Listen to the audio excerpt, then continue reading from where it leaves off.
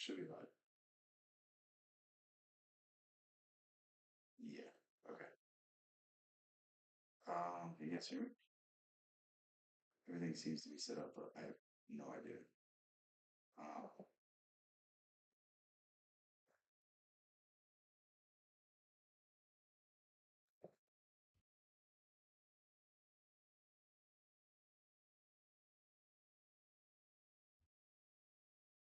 this not working.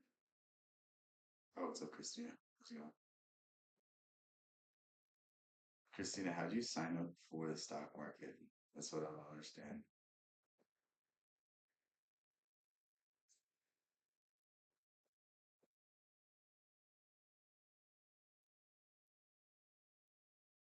You're free, then you better be.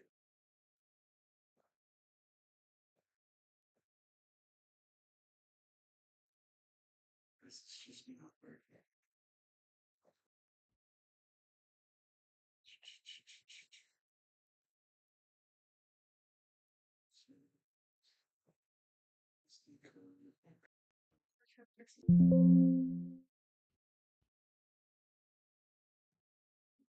Yeah, Christina, I'm still baffled.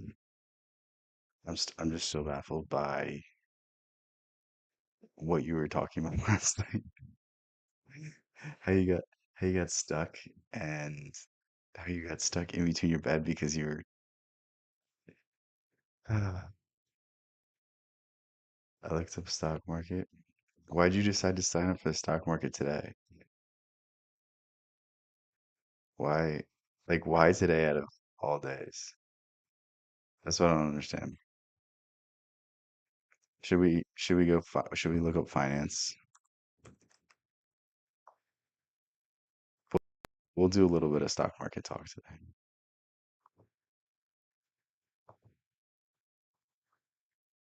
Oh, I just pulled up the chat. Rolling into an arch. Uh, I can't give you stock market tips, but I can give you information.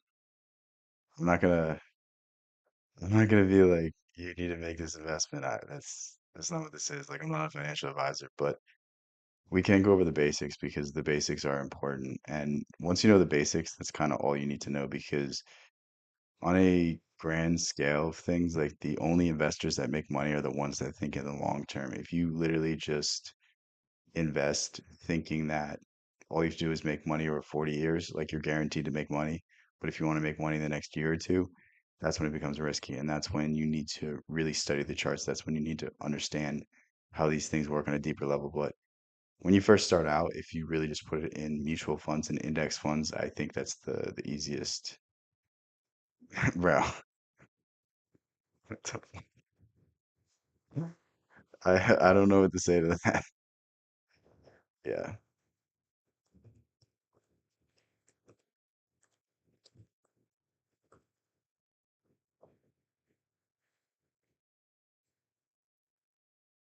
How long are these videos? 9 minutes. All right, we can go through one of these. Hello guys, welcome back to Is my it too channel. loud? It's Humphrey here. Whether you're new to Let me know if that's too loud. We'll do this just for you, Christina, though. This is very important. I forgot I realized it. My oh my God.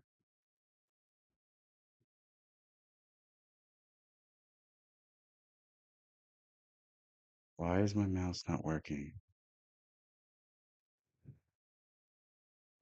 Hold on. This is so frustrating.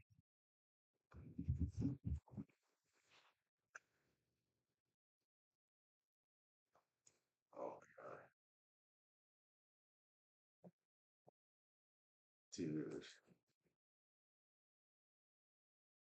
It's not letting me drag this. Okay. Why is it not letting me? This is literally the worst part about streaming. It's trying to drag these things. Okay. I'll put it up here. And now it's going to let me make it smaller. Oh my God.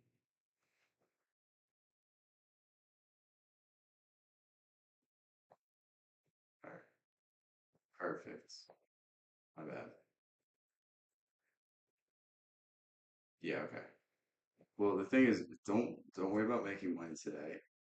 Just worry about on the long-term scale of things. Just be consistently making money because the only way to guarantee returns is to guarantee it on a long enough time span because statistically the only way that you can ensure growth of an account is just on a long enough. Like, do you know what compounding interest is?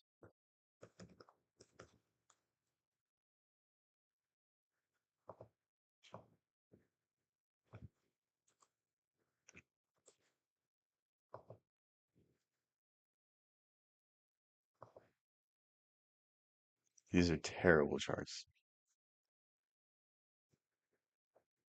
Okay. Basically, so oh my God, I don't need a video. Okay. So this is when you first deposit whatever this is, $1,000, $100. After a year, you're only going to gain a little bit, but after a certain time, it really starts to add up. So like 10% on $1,000 doesn't mean anything, but 10% on $1,000 for 50 years, that's when the interest that you're gaining starts to earn interest on that, and then the interest on that, and it's like it's a snowball effect. As you get more and more money, the interest just multiplies it. It's crazy. Yeah. But compounding interest really only hits after like 30, 40 years. And the issue with that is like, is the money going to be worth it in 30, 40 years? That's up for debate. But yeah. to the channel or you're a returning subscriber, Hypnodio, we're teaching Christina about the stock market tonight. Only information, not financial advice. thank you for being here. Today we're talking about the differences between index funds, mutual funds, and ETFs. If you're like me, when I was starting out investing, I didn't really know the difference between these three funds, and oftentimes the terms were used interchangeably. But I'm telling you right now, if you do know the difference between what an index fund, a mutual fund, and an ETF is, it's going to save you a lot of money and hassle in the long run. So Yeah, this is boring. A mutual fund is a fund that tracks a certain index. So let's say there is an energy sector. Whatever this institutional investor thinks is part of the index composes like whatever value there is in that industry. Let's say natural gas, oil, whatever it is. Like they buy a bunch of stocks that represent that industry. So let's say natural gas goes up. Well, all of those stocks are going to go up. Even if a stock's underperforming, it's still going to be brought up by the overall industry. So basically, like you can either invest in, the energy sector, the technology sector, the market as a whole. That's what the S&P 500 is. It's the top 500 companies in the US stock exchange. And basically, an institutional investor will buy a bunch of this stock and they'll give you a percentage of ownership of that stock in these mutual funds. And sometimes there's fees to get in, sometimes there's minimum investment amounts, but basically a mutual fund just means that someone's going to manage it for you. Someone's going to manage all of these stocks and the minuscule interest you have in it, and you're just basically pooling money so that this institutional investor can buy all of these stocks, and then they'll give you a dividend sometimes. Sometimes they'll give you no dividend and they'll just reinvest it. There's a bunch of different things, but the difference between a mutual fund and index fund just means a computer is controlling it, and then an ETF is just the stock version of an index fund. So what that means is an index fund you can buy, say you have $1 million, you can buy $1 million worth of that fund.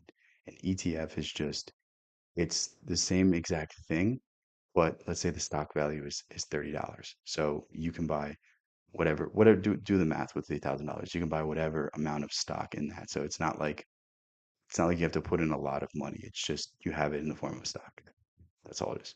It's just broken up in a different way. I don't know the benefits to buying an index fund versus an ETF. I can't remember, but they're basically the same thing. So So if you stick around to the end of this video, I'll guarantee that you'll know what the differences between these three funds are, some examples of these three funds, own a small percentage of all of its underlying assets. So what do I mean by this? Imagine you have a candy jar, and within that jar, it's filled with a bunch of M&Ms. Pretend in this example that each M&M is a stock or an investment that grows over time. And in a perfect portfolio, you'd have a wide range of M&Ms. But if you only buy one M&M, you're essentially what you're doing is you're putting all of your money or your investment into one basket, aka that one M&M. It's incredibly risky. So what you can actually do with an index fund, a mutual fund, or an ETF is that you can buy the candy jar, and the candy jar itself has access to all of the M&Ms that are within the candy jar. But the difference is when you do buy this candy jar, you just get a small percentage of every M&M in that. so you get what that was saying. This is literally what I just described. where they buy a bunch of stocks and you buy into that thing and you get a certain percentage of whatever distribution of those stocks are. Bro, nothing goes down in the Discord. Don't say it like that. No, I mean, these are just like, don't say that. I don't like, I don't like you saying that. Shh. It's not good. That's not good. It's just, I try to put inspirational things in it, and then Christina just comments nonsense. That's literally all the Discord is. But yeah, no, genuinely, like, if you just stick to ETFs, index funds, mutual funds, I think that's the best approach long term. If you want to get into day trading and swing trading and stuff like that, I'm not really good at that, so I won't. I can point you in the right direction of good information, but aside from that, that's all I'm going to help you with. But overall, if you just set up, um, Christina, do you know what kind of account you just set up? Was it just a basic brokerage account? Was it a retirement account? Was it a Roth IRA? Was it a traditional IRA? Was it any of those other kind of accounts? Because there's a big difference. Any sort of retirement account, the reason you want to set up a retirement account is because it has certain tax benefits. So, again, this is just information. This is not advice, but I have a Roth IRA. Roth IRA has some of the most beneficial terms in terms of a retirement account. And the reason it's so beneficial is simply because they want people to start investing young. That's the whole point of it. They want you to start investing when you're 18, 19, when you're in college, and then by the time your retirement age, you will have a lump sum built up from that. That's basically the overall point of it, but not a lot of people are utilizing that type of account. Most people mostly use a 401k, some sort of pension, some sort of life insurance. These are the main ways people kind of do these things. But if you're young right now, I would say look into a Roth IRA, traditional IRA, all of these other different accounts because they're really just for retirement. And if you don't plan on like if you plan on getting super rich, like it's maybe not the biggest thing. Like if you're going into a field where you're gonna just have a lot of money, like maybe it's not something that you really need to worry about, but I think for the vast majority of people, it would be smart to at least open a Roth IRA and start contributing to it because the benefits of a Roth IRA is all the money that goes in it is pre-taxed. So anything you put in, it won't get taxed when you take it out. And that's the whole benefit of it. I just signed up. You didn't sign up for anything then. But there's a bunch of different types of accounts. Like it really depends what kind of account you're setting up, the strategy that you're going to put into it. Like if you're setting up a Roth IRA, you're going to want to go with more conservative things, more things that are going to just ensure growth long term. If you're doing a basic investing account, then you might want to, buy stocks that you think are going to go up in the next few months and then sell them. I think that's a fairly decent strategy. And like if you don't have a lot of money in your investing account, it's not like the end of the world. This is not advice, but I'm just saying like these are approaches that I would take.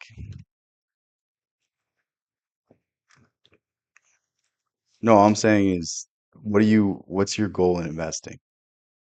Like what's the reason? You're literally listening to a foreign language right now? All right, I'll go over we'll go through a video on this. 11 minutes. Why are these so long? This is like a 2-minute concept. All right, here we go. You've probably heard from a lot of people, you should put some money into an IRA. And you're like, yeah. Wait, what's an IRA? You might have heard of Roth IRAs or traditional. Okay, these are the two main types of IRAs. I'm not exactly sure the benefits of an IRA. I think this is just there's not as many rules. There's less benefit at the end. IRAs, but you can't quite grasp what exactly an IRA is. Well, let us help you out. How's it going, everybody? My name is Zaldi with Strategic What do you think it is? Investment retirement account? Wealth. I'm As I guessing understand, that's this what it is an stands IRA. for. Simply explained in less than 5 minutes. Watch me be So completely IRA wrong. stands for Individual Retirement Account. But what exactly Shit. does that mean? Well, All right, guys. You didn't hear the last 30 seconds. it's like a savings account for retirement. Your next question might be, Zaldi, why not just put my money into a savings account? Well, there are a few reasons. With a savings account, your money can only grow depending on the interest within that savings account. There's savings accounts. I can't remember what they're called, but they'll give you like 5%. If you're gonna just hold a lot of cash at a time. and you know you're gonna take it out in a few months, there's accounts that will give you a high yield on it. Can't remember what they're called. The national average for interest rates right now for savings accounts stand at 0.05% per year. But That's a let's say you normal find bank a account. high There's yield other savings kind of account that has a accounts. Yeah, 0.5% interest per year. exactly what I'm So talking if you about. put in $10,000 into that, expect to make around $50 after 1 year. With an IRA, you can put that money into market-based investments such as stocks, bonds, mutual funds, etc. Now, the return rates for IRAs differ over time and can be higher or lower, but historically, we've seen the market deliver an average rate of return. This is like best case scenario. A lot of times it underperforms this, so don't go off that. But again, it's like the year you're tracking this is very important because if you track this like during COVID when the market first crashed, then it's not going to be a 10% return each year. It's going to be a lot lower than that. But if you got it at that bubble where it really peaked, then it's going to be a lot different. From 7% to 10%. For this example, let's say it's 7%. So for a $10,000 deposit in an IRA, you'd expect to make around $700 after your first year. Not too bad of a return, right? But the good news doesn't end there if you decide to continue on the IRA route. Because like everything in the world, your money is taxed. And the same can be said with your savings account. Whatever you earn from interest, expect Uncle Sam to be wanting some piece of that. But with an IRA, it's different. But to explain how it's different, we have to first talk about the different types of IRAs. This is where it gets into the differences in the tax burden. You might have heard of a Roth IRA or a traditional IRA. These are the most popular types of IRAs. Now, I'm not going to get into the details of the two in this video, but in terms of tax benefits, here's what you can get. With a traditional IRA, if you decide to contribute money to it, that money is tax deductible. And let me explain what that means. Let's say you make $50,000 a year and you're single. If you do nothing when the new year comes, you will have to file taxes on that 50 grand. However, if you decide to Okay, this makes a lot of sense. So whatever you take out of your salary, it lowers your tax bracket. So a lot of the reason why people set up corporations is to basically lower their tax bracket. So like let's say you have a corporation and you make $1 million. You don't have to technically disclose $1 million worth of income. Let's say you want to reinvest $50,000 into assets, maybe into a car, maybe into some sort of machinery, maybe into some new building or some new investment that is going to make you more money.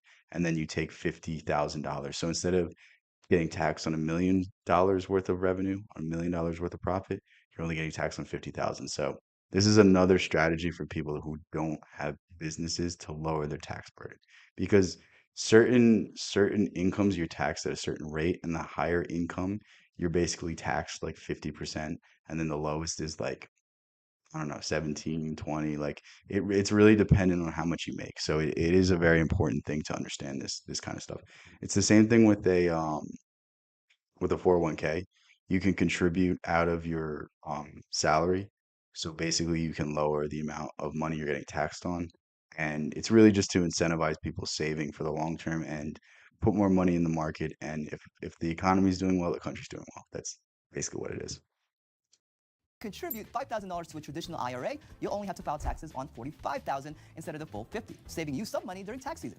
With that being said, when you decide to withdraw money from a traditional IRA, that money will be taxed. So for example, The same as a 401k. 401ks are taxed as well. you're still making $50,000 a year and you decide to withdraw $5,000 The reason why they're letting you take it out of your taxes now is because when you take it out later, it's going to have all the interest. It's going to be a bigger amount. So in essence, the government's going to get more on taxes than if they taxed you originally.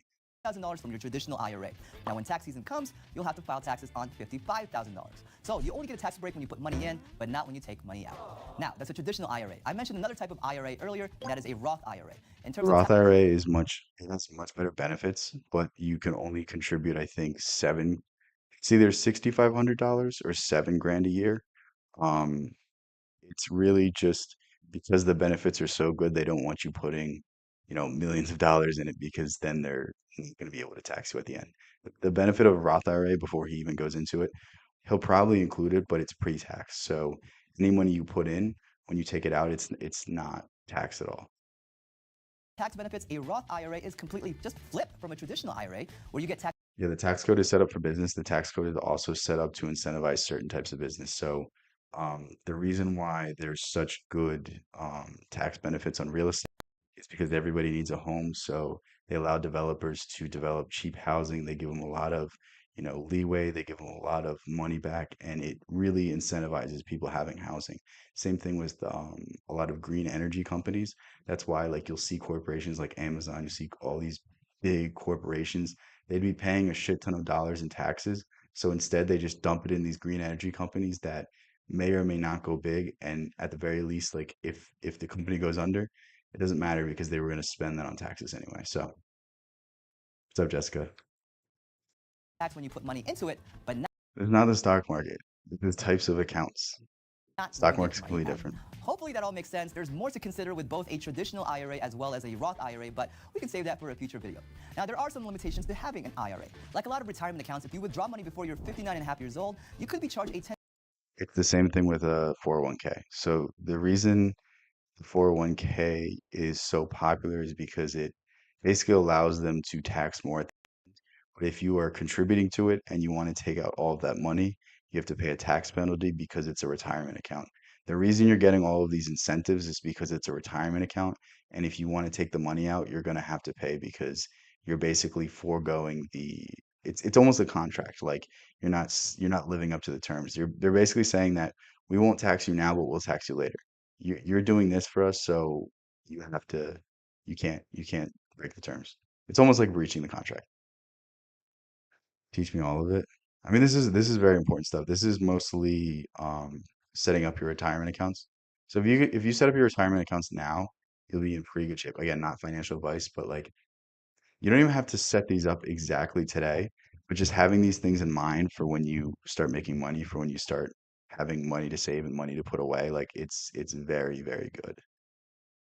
10% tax penalty. There's also a limit with how much money you could put into an IRA every year. Right now, with both a traditional or Roth IRA, you could put in a max of $6,000 every year. I didn't know traditional had a amount you could only put in. That makes a traditional IRA kind of worthless, to be honest. Unless you're over the age of 50, then you can put in a max of $7,000 a year. So I hope that gives you a good grasp on This is a what few exactly years an old, IRA is. so I'm pretty sure that's changed. Yeah, this is 3 years old. I think it just changed for um, at least Roth IRAs. I know the contribution level changed. So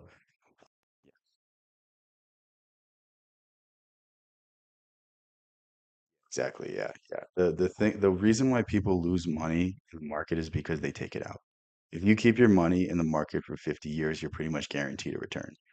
Now, how much that return is, we don't know. We can't say, but like if you invest for the long term, it's always going to improve as long as the country doesn't fail, which, you know what, if you're a doomer, maybe you think it's going to fail, but I think it's so much easier to control people through the financial means that we have now. So I just don't see it collapsing like all of these idiots think. The limit is higher, I think 8 or 9. Oh, really? Okay. Again, there's I more thought to it know was about these 7, accounts, but especially the differences again, between a traditional IRA and a Roth I haven't like been making enough money to put that much away yet. So IRA. So if you want us to make a video about that, or if you want to learn what exactly you can do with an IRA, please let us know in the okay. I think that's good for the subject. Yeah, I'm trying to think. Why is this? These headphones are so bad. I have to get another pair.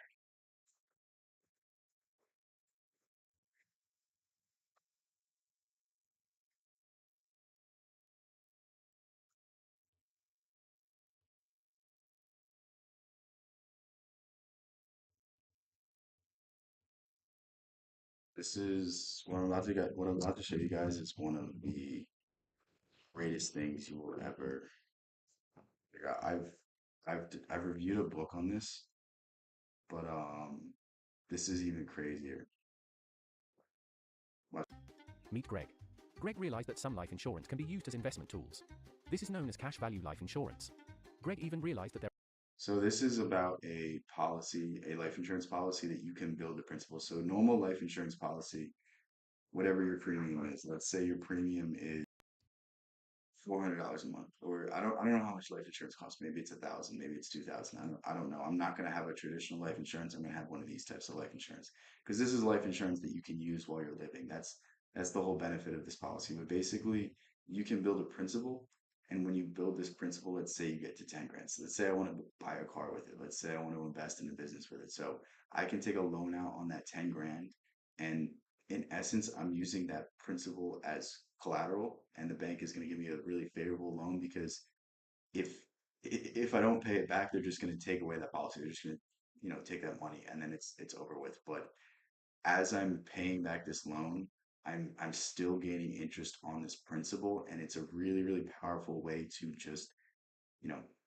have money, have the ability to, take a loan out on the asset that you already have, and it still has the same transfer on death, um, like capabilities of a normal life insurance policy. There are some tax benefits associated with this type of insurance.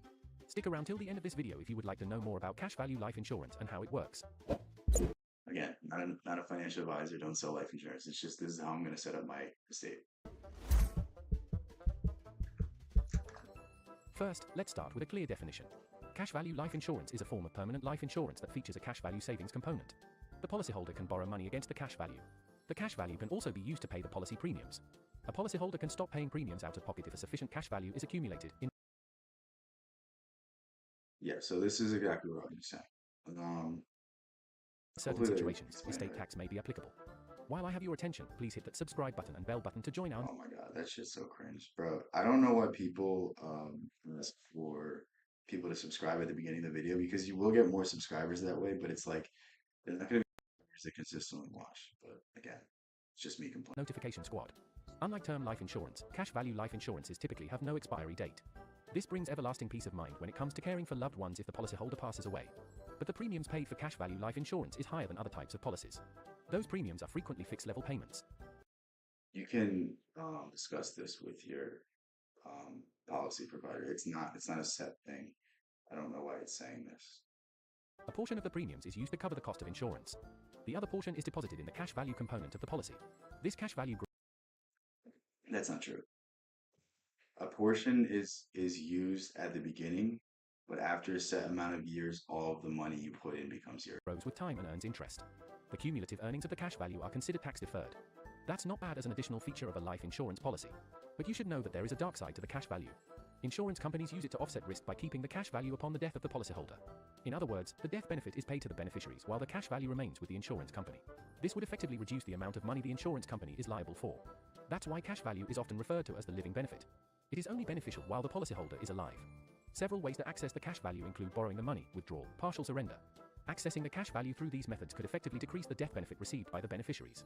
Some policies allow This is again, I'd rather have a life insurance policy that I can use while I'm alive. And this is literally the way that Walt Disney kept the Disney Corporation when it was failing. for unlimited withdrawals, while others restrict how many draws can be taken during a term or calendar year. Other life insurance policies limit the amount of cash removal to a specific amount only. If you like this video, make sure you demolish that. Like, I don't know why people are asking for subscribers on an AI channel. But yeah, do you guys want to keep talking about that? You want to talk about other stuff? What's the other thing I want to talk about?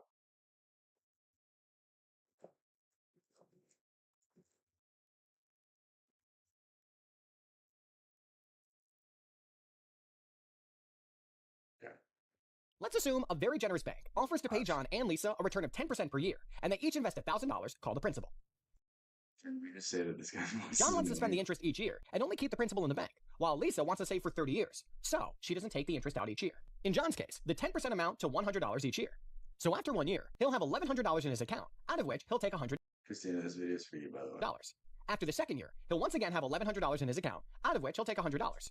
After the 30th year, he'll have $1,100 as usual and take $100. He will be left with $1,000 in his account. So his principal and the returns he made amount to $100 multiplied by 30, so another $3,000. A grand total of $4,000 that he made over 30 years. Lisa, on the other hand, will make more. After Wait till you see this. 1 year, she will have $1,100 in her account, but she keeps everything there. After the second year, she will earn 10% of those $1,100, and not only on the initial $1,000. Therefore, she will have $1,100 plus $110, so $1,210. After the Christina, third year, watch this. she will earn 10% of those $1,210 and have $1,331. Wait till you After see year how 30, much it's gonna she will be. have $17,449.40. That's $1,000 compounded for 30 years with a 10% return. 17 grand. So it's 17x the money in 30. Pretty good. And the thing is, after 35 years, after 40 years, after 45, like the numbers just get preposterous. So it really just shows that like wealth can be created after a long time if you just save enough money.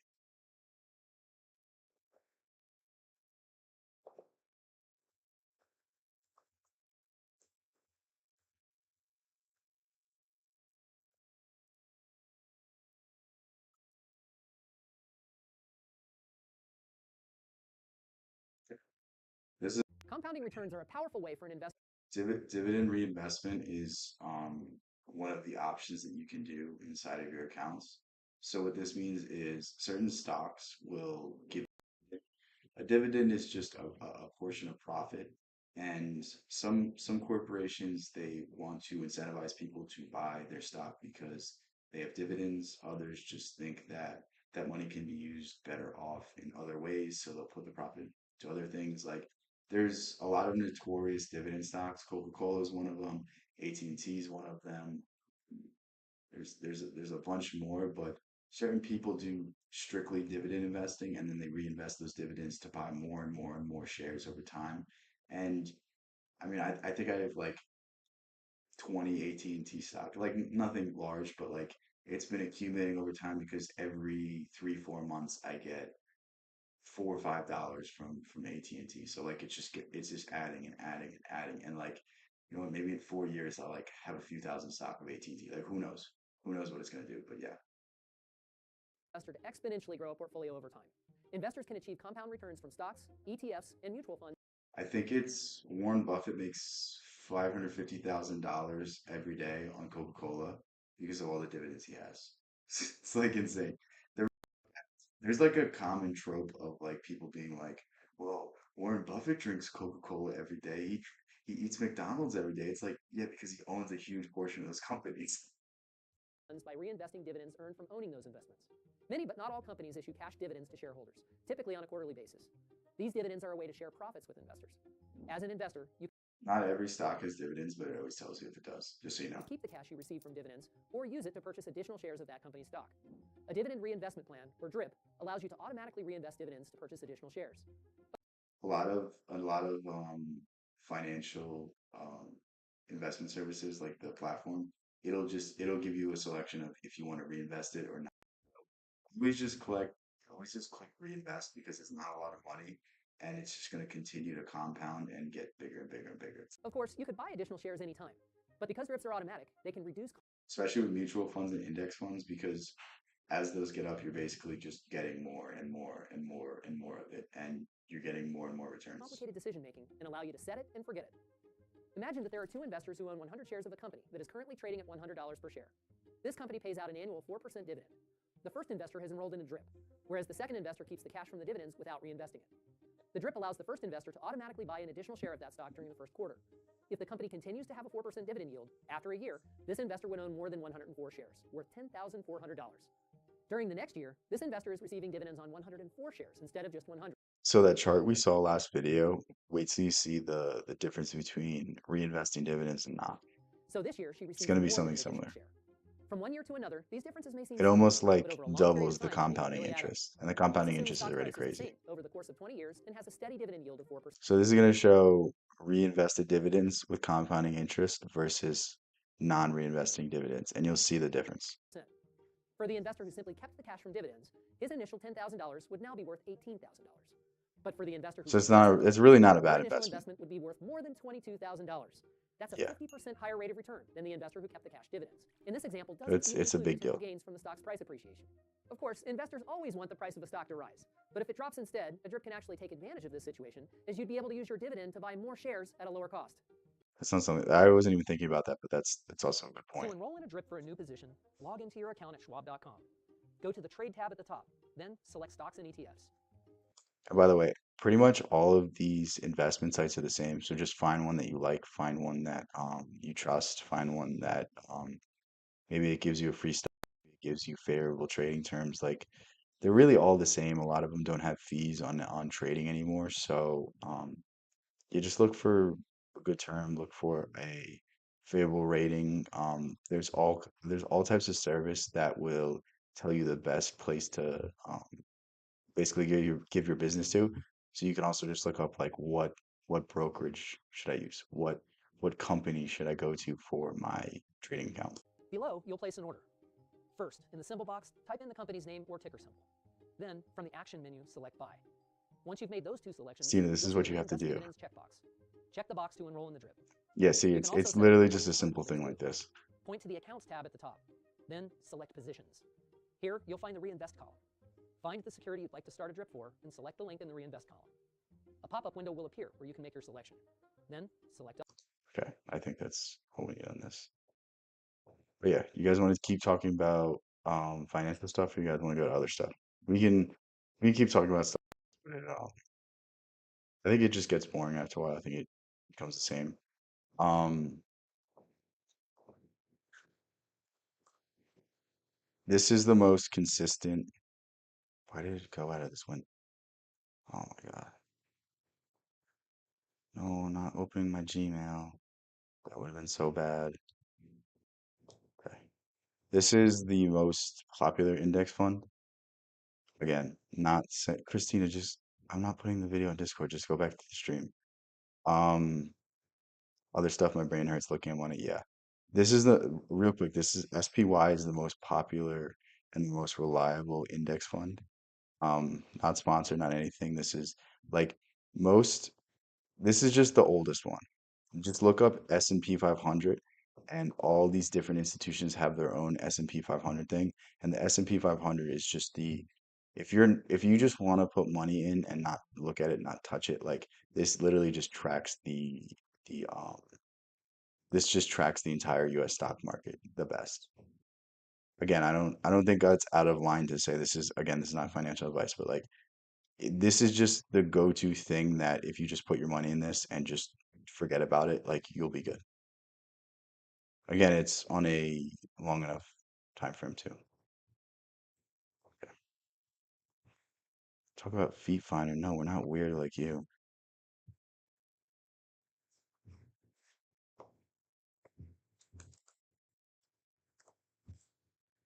We'll watch some Norm.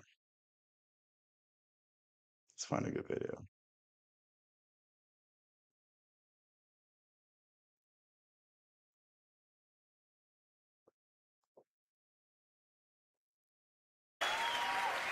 The same way we made up the Is it death too loud?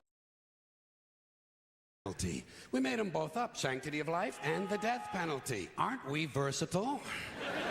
And you know, in this country now, there are a lot of people who want to expand the death penalty to include drug dealers. This is really stupid. It's crazy. It's funny. I don't know when this was, but most states have outlawed the death penalty.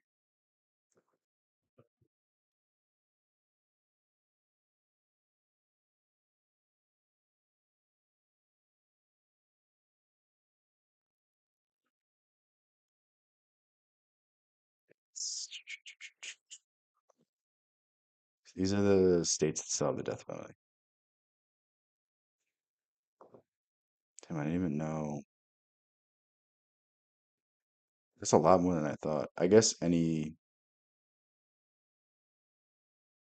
what is it? This pause on executions by executive action. Okay, so that basically means that they're not doing it anymore. Yeah, that's a lot of states. Damn. I didn't think there was that many states that still did the death penalty.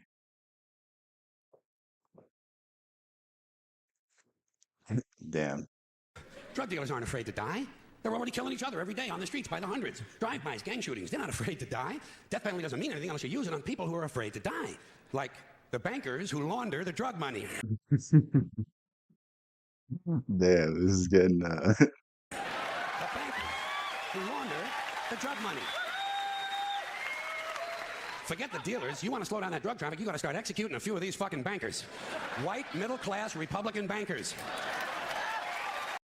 it's so crazy that there's literally like financial institutions who have been caught dealing with cartel and they just get a slap on the wrist. Like no one ever goes to prison.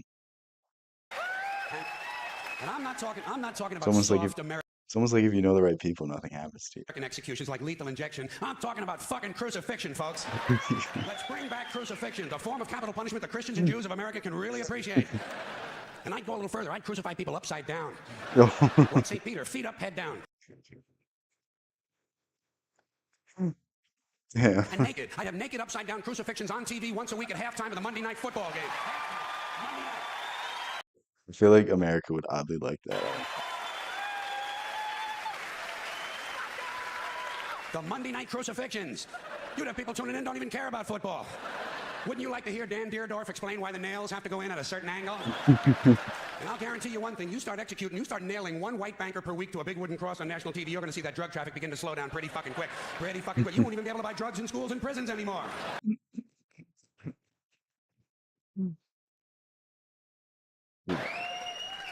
Now, I don't care about capital punishment one way or another because I know it doesn't do anything. It doesn't do anything except maybe satisfy a kind of biblical need for revenge. You know, if you read the Bible, you see that it's full of retribution and revenge. So really, capital punishment is kind of a religious ritual. It's a purification rite. It's a modern sacrament. And as long as that's true, I say, let's liven it up a little.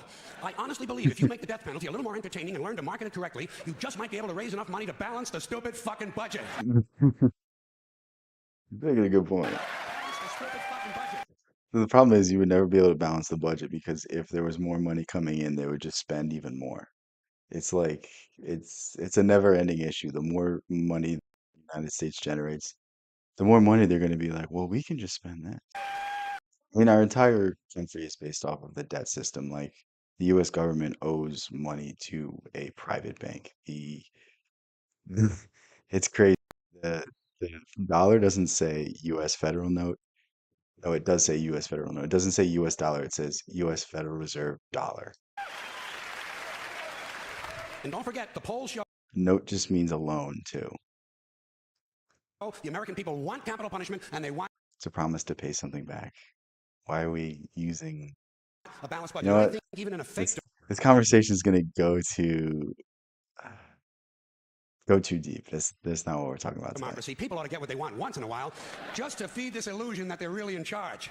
Let's use capital punishment the same way we use sports and television in this country to distract. How in trouble are we with? We're not in trouble at all.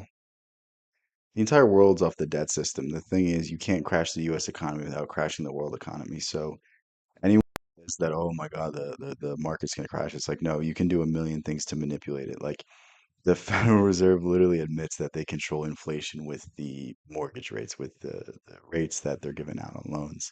So it really just it's not gonna we're not going anywhere. We have trillions of dollars in student loan debt. We have, basically put up all the national parks as collateral in case any country asks for their bonds back. And it's like it's almost like mutually assured destruction because at the same time, we have investments in other countries. So if they ask for their investments back, we'll ask for ours back. Like every country has the capability to destroy the world economy, and it's like it's not going anywhere. It's not going anywhere.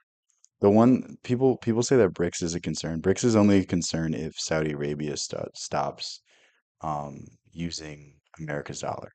Like BRICS could go somewhere, but I don't think Saudi Arabia is gonna ditch America, especially with Trump in power. Trump is really, really in good regard with the Saudi Arabian family. Yeah, it's a private bank. We're not talking about this. People and take their minds off how bad they're being fucked by the upper 1%.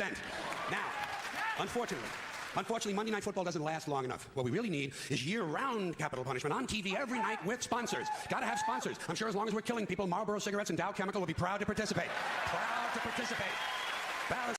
We make money fast. There's no such thing. There's no fast money without some down. Like, obviously, like if you go viral and you have a good following and people like, there's things like that. You could win the lottery, but I mean, the vast majority of things, like if you get money quickly, it's probably going to leave quickly. You're probably going to be locked up. If it's too good to be true, then it's too good to be true.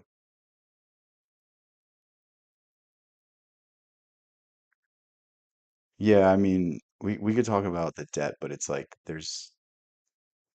the debt's just going to keep increasing. They're just going to be like, well, we'll pay you back with more debt. Like it's just the entire financial system is based off debt.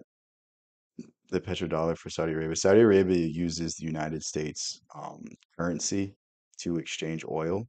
So the reserve currency, it basically just means that if the country wants to buy oil from Saudi Arabia, what they have to do is first trade into American dollars and then trade the American dollars to Saudi Arabian dollars. And then like it's just the intermediary.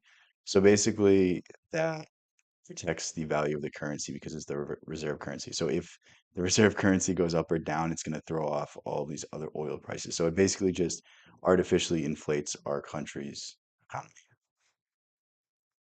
I mean, Japan has so many issues. Japan has like literally no kids, no children, and a bunch of old people, like that the infrastructure in that country is just going to collapse, especially because they refuse to have immigrants for so long, and they made it so difficult for immigrants. So if the Japanese people aren't reproducing, you have to bring people over from different countries. And I mean, I'm not saying do it like the US is doing it right now and bringing over immigrants or what Europe's doing, but like there's definitely ways to incentivize good people coming over to your country. Like give them good benefits, give them good incentives. You know what? If they have a certain skill, a certain degree, a certain thing that you want there, do what you can to get them over there. Because everyone, dude, like people visit Japan from America and they're like, it's such a great country. Like, what do you think would happen if they made it easy to move there? Like, it's just overall incompetence by the government. And I mean, Asia's really racist when you look at it. Like there's certain places you can't live in Japan if you're not Japanese. It's really, really sad. But yeah. It's the stupid fucking budget. And, and let me say this to you, my interesting Judeo-Christian friends, not only do I recommend crucifixions, I'd be in favor of bringing back beheadings. Beheadings on TV, slow motion, instant replay. And maybe you could let the heads roll down a little hill and fall into one of 5 numbered holes.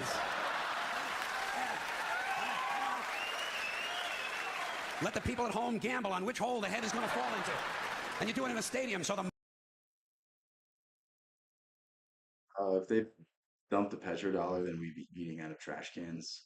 But the thing is, they would never do that because if if that even was hinted at, the U.S. would do something about it. Like they're not just gonna go down without a fight. The U.S. would, in some way, either do sanctions, enter into some war in some way, like bolster relationships, give them favorable deals, give them like it's not gonna happen. It really isn't gonna happen.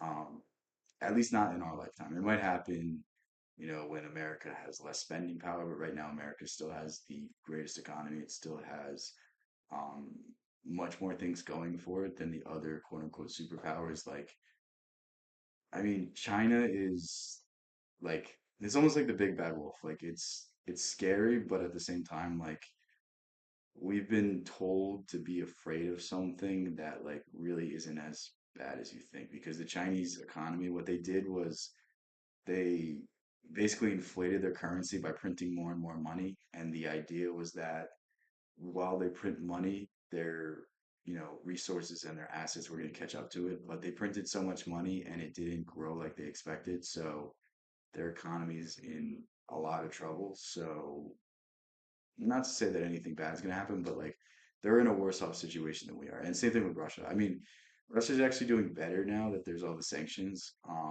But Russia, the problem with Russia is they don't produce anything. They just have natural resources. So Russia's not really the big boogeyman that we think it is. It doesn't really have the capability to, compete with America.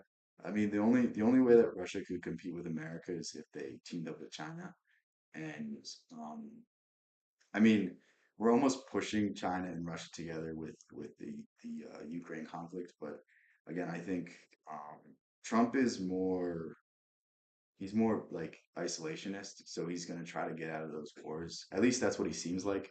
Who knows? There's a bunch of war hawks in the government, so it's really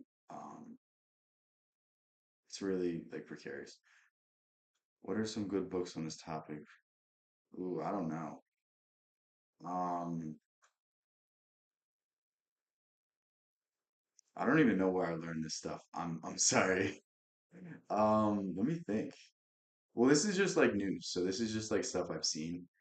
Um, but yeah, it's just like really just be able to observe the news that we're hearing, observe different sources, and piece together all this information because a lot of this stuff you learn either in studying law, in studying current events, in studying the trends and things going on. Like I mean, there's literally still people who think that, you know, we need to keep supporting Ukraine, but it's like it's a war of attrition and Zelensky won't agree to peace talks. So it's like I don't I don't really get why we should be spending more and more money for people to just mindlessly kill each other. Like they're not going to win the war. They're not going to be able to stop Russia. Russia's just going to keep pouring and pouring men. Like if we've learned anything from history, we've learned that Russia is not afraid to lose millions of men for no reason. Like it's literally the Russian strategy is to just throw as many men and eventually win the war of attrition. That's how they beat Napoleon. That's how they beat Hitler. That's how they basically have done every single conflict. They're very their equipment's not very good. They're not very well equipped, but they have an uncanny ability to just send a lot of men to the battlefield to meet their end. So yeah, it was really just a stupid war, and it was NATO's escalation. And um, not to say that Russia's not guilty, but it's also just like, I mean, we basically NATO basically like violated peace agreements. But yeah, it's like who's to say that that's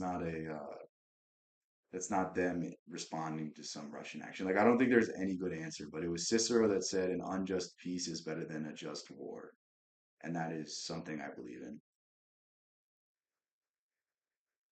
Yeah. Yeah, Ukraine is like the breadbasket of the world. They produce more grain than like any other country. A lot of Africa's grain comes from Ukraine. So when the Ukraine war started, like nobody was really considering what was going to happen. And there's like billions and billions and billions of dollars worth of contracts that were basically given out to corporations already for the rebuilding of Ukraine. So it's like weird how these things work. It's like there's people profiting off of people dying. I don't really. I mean, that's how war has always been, but at the same time, it's like why do we put up with this nonsense? I mean, that could be one of the things. It's. Do you want to know something crazy? A lot of our farmland is owned by China because they can't produce enough grain for their people. Yeah, I mean, we'll just okay. The thing is, we could talk about corruption all day, but like the reason that there's corruption is because people are so fucking stupid. Like there wouldn't be corruption if we had an educated populace, but the truth is 90% of people would rather, go, "Oh my God, I'm so happy that Trump's in office. Everything's gonna get better. My life's gonna be so perfect." Instead of like analyzing how bad all of these politicians are. Like the politicians are merely a reflection of the population. If we had an educated population, if we had an educated populace, do you think they would allow Kamala to run and represent half the country? Do you think they would allow Trump to run and represent half the country? Like, I mean, Trump's just so polarizing. Like, he should not be able to win. You know what I mean? But that just shows how bad Kamala was, and it's just nonsense. And this is why I don't really get into the world of politics because one, there's no good answer, and two, the only answer comes from educating the populace and actually, instilling a morality, instilling a sense of meaning and a sense of purpose that is really lacking in this country. And I don't think these are easy solutions to do. So I think just focusing on yourself, establishing yourself financially, getting into a position where you know what, if things go south, you have the capabilities to move your family. You have the capabilities to go somewhere safe. Like, I really think that's the only option. I think that we live in a weird time in history. I think if something doesn't happen in this generation, it's going to happen in the next. And there's going to be big cultural shifts, and it's all really stemming from people, being fed up, people realizing that things are wrong and I think it's going to be a misguided thing. I think it's going to be a big cultural shift that takes us in the wrong direction. Because that's usually what happens. Like people know there's something wrong, but they don't know what to do about it. And if you don't know what to do about it, usually you're led to the wrong path. Guys, help me come up with more food. Why? The people are destroyed for lack of knowledge. Yeah, yeah, yeah. No, I mean, there's no really good answer for any of these things. There's not really a good solution.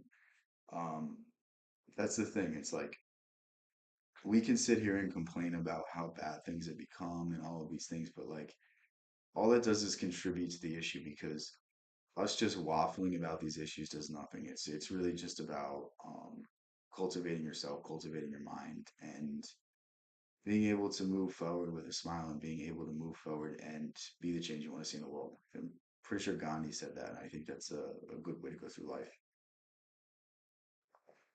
Christina, what are you saying?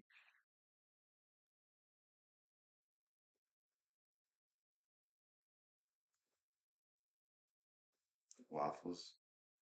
Christina, you're just adding nothing. Christina, go get stuck in between your bed and the frame again. All right, what was I? We're going. Mob can gamble on it too. Raise a little more money. And if you want to expand the violence a little longer to sell a few more commercials, instead of using an axe, you do the beheadings with a handsaw. Hey, don't bail out on me now, goddammit. The blood is already on our hands. All we're talking about is a matter of degree. You want something a little more delicate? We'll do the beheadings with an olive fork. That would be nice. And it would take a good goddamn long time. There's a lot of good things we could be doing. When's the last time we burned someone at the stake? Dude, Christina joins my streams and then just says how hungry she is, and then gets stuck in between her bed and her frame. Been too long. Here's another form of capital punishment. Comes out of a nice, rich religious tradition. Burning people at the stake. Sponsor, Bridgeford Charcoal. And you put it on TV on Sunday mornings. The Sunday morning evangelicals send us an offering, praise Jesus, human bonfire. You don't think that would get big ratings? In this sick fucking country? Shit, you'd have people skipping church to watch this stuff. And you take the money they send in the offerings and you use it to... You guys want to see one of the? This is one of the. I was watching today. Oh, this is really, really good. This is the great ability of George Carlin is he is able to almost make fun of society and almost make it light out of the situation. Like he just points out everything wrong and kind of just laughs. Where I feel like a lot of people see that there's wrong things, but then they get all up in arms. They get all motivated and this and that. And he's almost just like he would rather just bring it to your attention, at least make you laugh at it.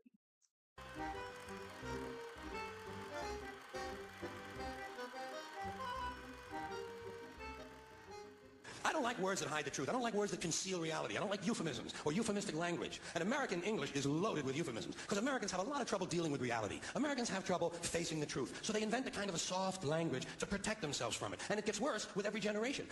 This is so true. Think of how many words that, not saying that some of these words are offensive, not saying that this is necessarily the case in everything, but like one of the examples George Carlin uses is instead of saying that you got fired, they let you go.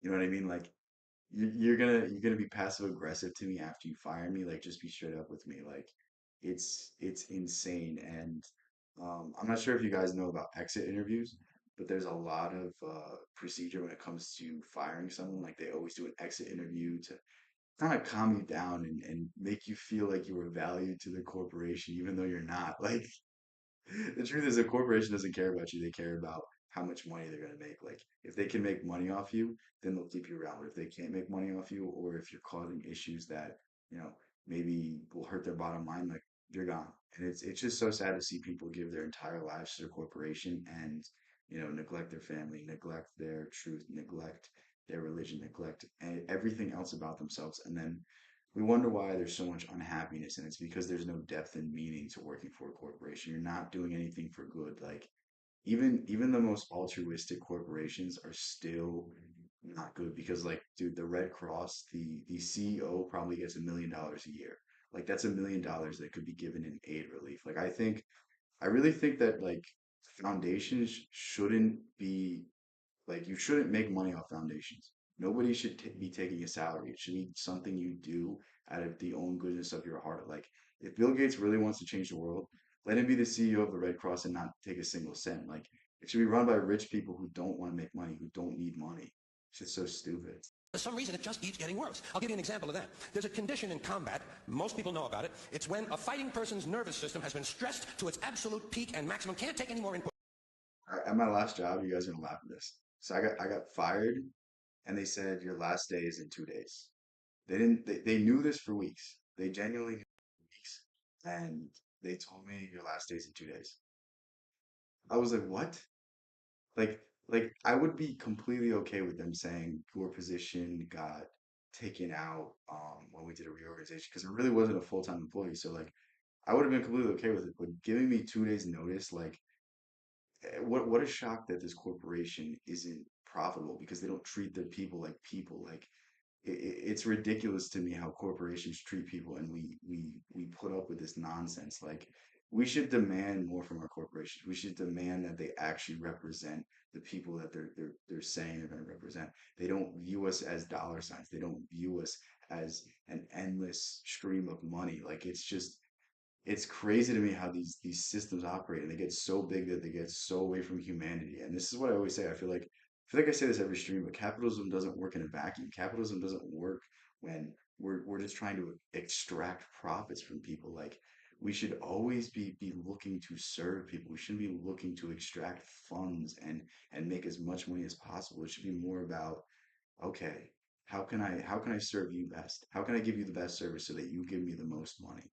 That's what it should be. Like, if you've read any sales book, if you've read any online marketing book, I hate it so much because it's always saying in every single book, it says the offer is the only thing that matters. It doesn't matter how good your service is, how good your product is. It just matters about the offer. And if you have a good offer, you can sell anything. And it's like, maybe that's true, but you shouldn't operate off that basis. You should always be righteous and justified when you sell someone something. Like, it shouldn't be a scam. It shouldn't be something that you feel bad for taking more money. Like, if I feel like my services are worth $1,000, I charge $100, like, that's a good deal in my mind. Like, I don't want people to go broke buying my products. I don't want people to go, hungry because they bought a service that really isn't worth that. You know what I mean? Like, I'd rather be undervaluing my products than overvaluing it. And it's really sad because there's endless money in this world. There's endless natural resources. Like, nothing in this world is limited. There's more oil in reserve somewhere hidden deep below the Arctic, deep in the rocks, deep in the mountains, deep in the ocean. Like, there's so much wealth, there's so much gold, there's so much diamonds, there's endless money, and each and everybody could have more than we could even imagine. And the only thing is that the controls have been put on these things. And it's like, we need to understand this, because when we understand this, we can come together as a community and come together and start actually, you know, voting with our wallets. Like, if you don't like the ideals of certain corporation, like, buy a similarly priced product from your local vendor. Like, there's all these things we can do.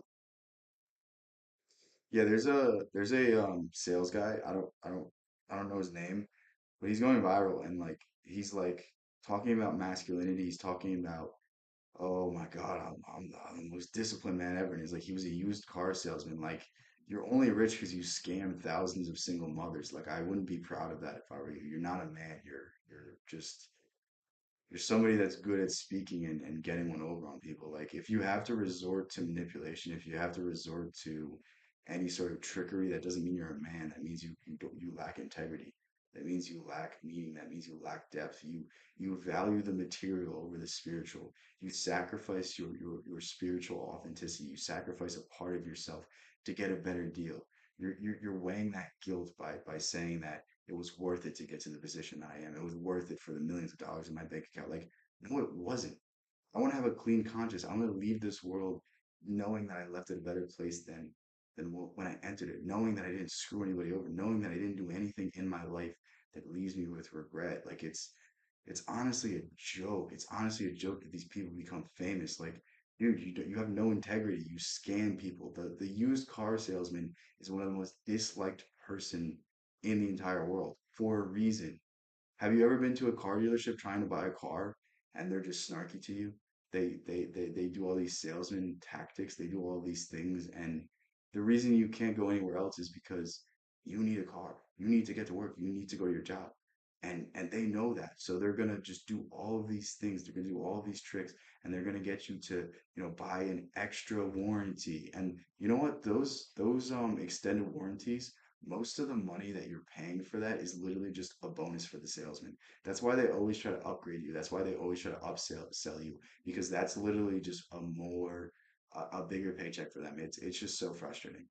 I genuinely hate everything when it comes to buying cars. Like, yeah, I mean, I know it's a cutthroat business. I know you have to do these things, but like, dude, you could at least try to be more just with it. Like, I think the best salesmen are people that are righteous, people that are authentic, people that know that the product's going to sell itself. So you're just upfront with these people. Yeah, the only part of Matilda I saw was the part where he was changing the speedometer. I thought that was hilarious.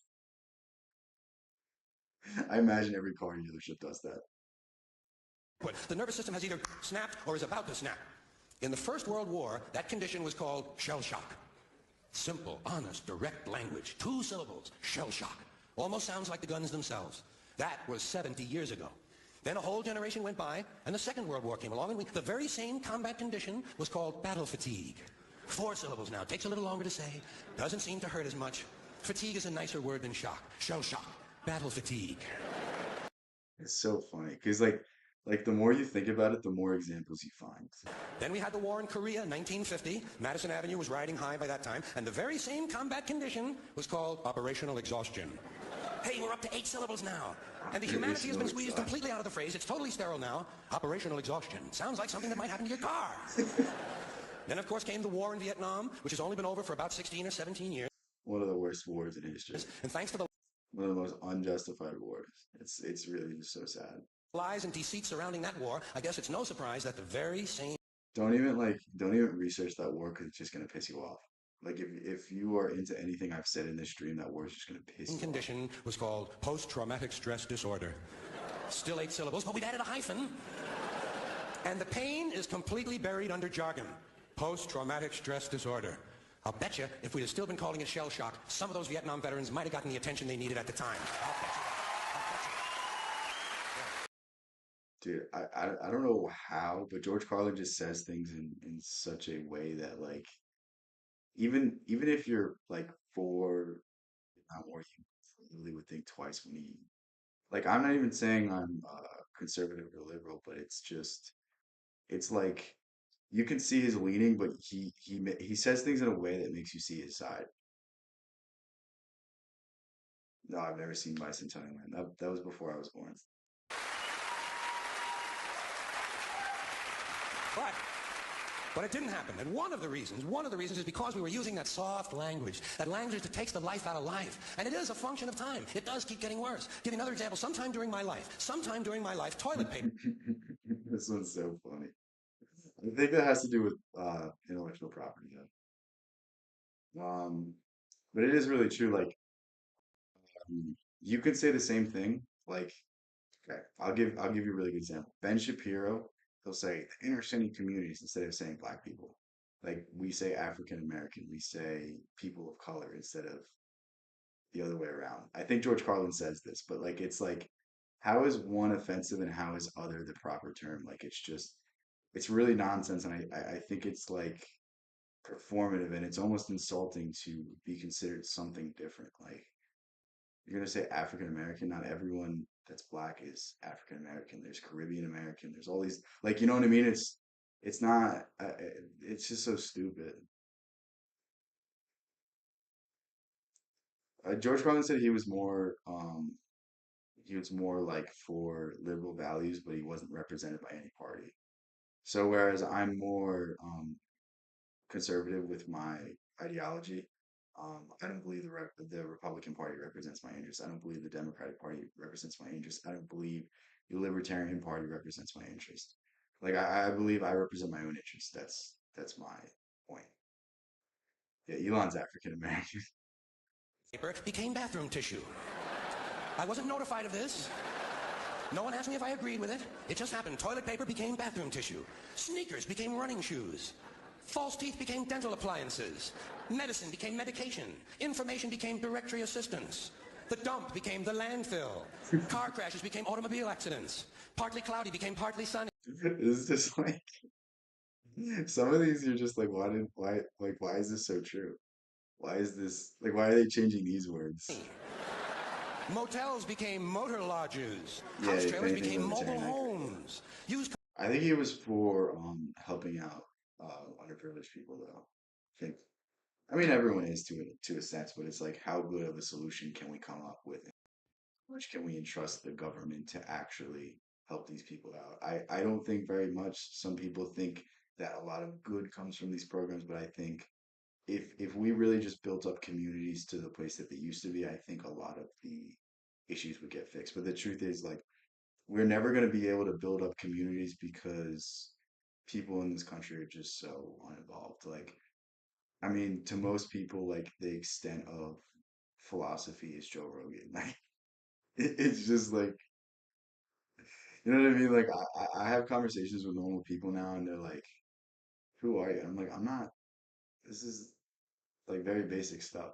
I've talked about law in front of people, and they get very confused, and I'm literally just like, it's not that complex. Like the systems are set up in a way that they don't force you to think. They don't force you to go out there and seek information on your own. And it's really sad because if more people sought information on their own and at the very least educated themselves about the system that we operate in, then I think the system would be completely different. Where do you have to go, Christina? Wow, leaving us. Bruh. Cars became previously owned transportation. Room service became guest room dining, and constipation became occasional irregularity. When I was a little kid, if I got sick, they wanted me to go to the hospital and see the doctor. Now they want me to go to a health maintenance organization or a wellness center to consult a healthcare delivery professional. Poor people used to live in slums. Now the economically disadvantaged occupy substandard housing in the inner cities. Yeah, it's crazy how like they say inner city community and it's just like we all know what it means. It's just like it's so inauthentic and it's literally to make people feel better. And they're It broke. doesn't do anything, it doesn't address the issue, it just makes people feel better. And it's like you're never gonna change the world unless you have tough conversations, unless you have arguments over the more serious issues. It's just it seems you've been through experiences trying to get into it more.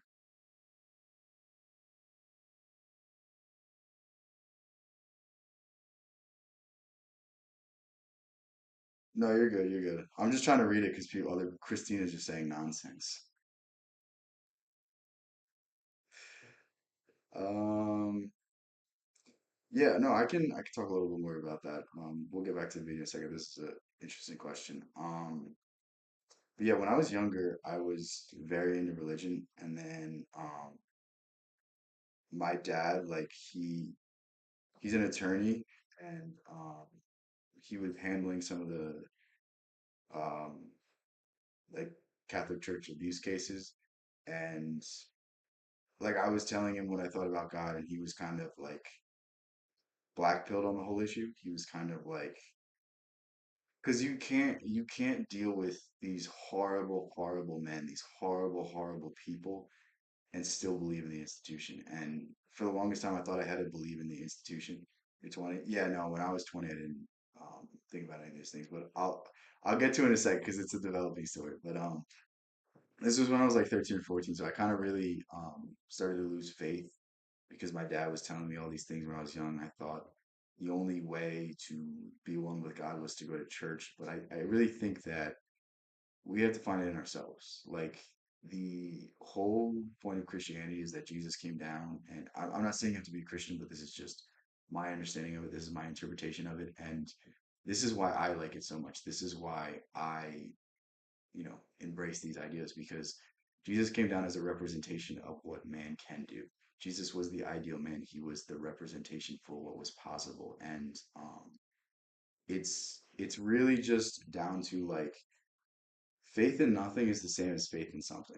And you can have faith in God or you can have faith in nothing. And faith in God allows you to be better than you could ever imagine. Faith in higher power, faith in, an afterlife, faith in something else allows you to, look at your fellow individuals and see the same part of God inside of them, see the same essence, see the same creation and the same capabilities as you. And you really want to uplift the people around you. Whereas I think faith in nothing, faith that there's no higher power, that there's no spiritual order, just makes you more selfish. It makes you less likely to pick up the hand of the enemy that's fallen. Like it's really inspiring to see these ideologies and see the more esoteric interpretations, the more uplifting interpretations. And I really think just like surrounding yourself with this information and trying to figure out these things for yourself and not limiting yourself to a set belief system. Like you don't have to conform to any belief system. You don't have to conform to any religion. Like the entire point of religion is to teach you about God, but God's inside of you. Every creation myth, every myth of every single religion it basically says that we were formed from God, that we have part of God in us, that everything is connected, that everything is entwined with God. So I think we don't have to seek religion externally. I think we have to seek it internally. I think we have to find it inside of ourselves. And when we find it inside of ourselves, then it's nothing anybody can take away from us, and it has so much more depth and meaning. So, I mean, really just exposing yourself to certain ideas, exposing yourself to the more esoteric side of things and the more philosophical, I think that's gonna do you wonders because I mean, you can't look at the Catholic Church and want to be a Catholic. You can't look at all the things they've done. You can't look at the amount of money they have, the amount of money that they have in their banks and in gold and all of these things, and they won't end world hunger. They won't do anything except take more money every Sunday. And it's like, I'm not saying they don't do any good, but they could end every single issue in the world. They own more assets than any bank in the world, and they're not curing these problems. They're not doing these things, and they're really just conforming to like the neoliberalism of the new age, and it's just really sad to see. And it's like the problem with any religion, the problem with any organization is that anyone can be a leader, but the only true leaders are people that lead you to yourself. And the truth is, any system that's based off of faith, they want you to believe in them. They want you to be the middleman between you and God. And the truth is that you are God.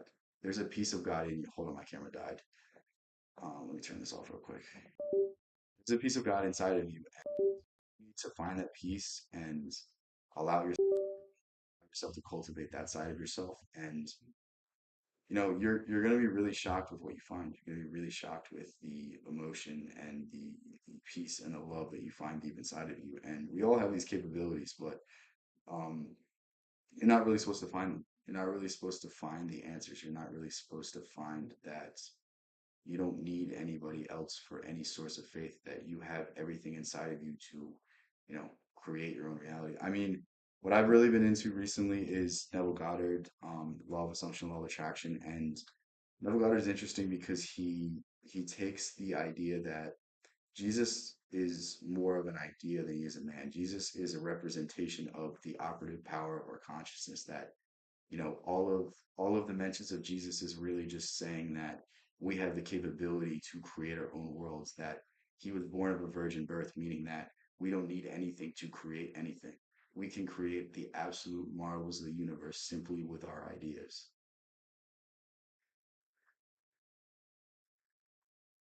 Why would I want to hold the enemy that's falling if he's my enemy? No, I know what you mean. Yeah, yeah, yeah. No, you didn't have to say that. I was gonna give you the same answer, but you want to hold the enemy because we can always, if we treat our enemies better than we treat our friends, then we have no enemies. And if you think of it objectively, like the only reason we ever have enemies is because someone with some arbitrary material power is saying that you need to go fight these people. Like, think of how many wars have been, fought because somebody grew up on an arbitrary border. They grew up across of that. They grew up with a different God. They grew up with a different faith. They grew up with a different ideology. Like, why are we fighting people for this? Like, fundamentally, we're all the same, and fundamentally, we all have the ability to shoot for the stars and come together and build a better society. Like, it's really sad that we succumb to this tribalism. It's really sad that we succumb to all of these beliefs, and it's like the more you can help the enemy outside of you, the more you can help the enemy inside of you. Like, we're all our worst enemies, and when we can find common ground with the people we dislike the most, this is when we'll be at the most at peace.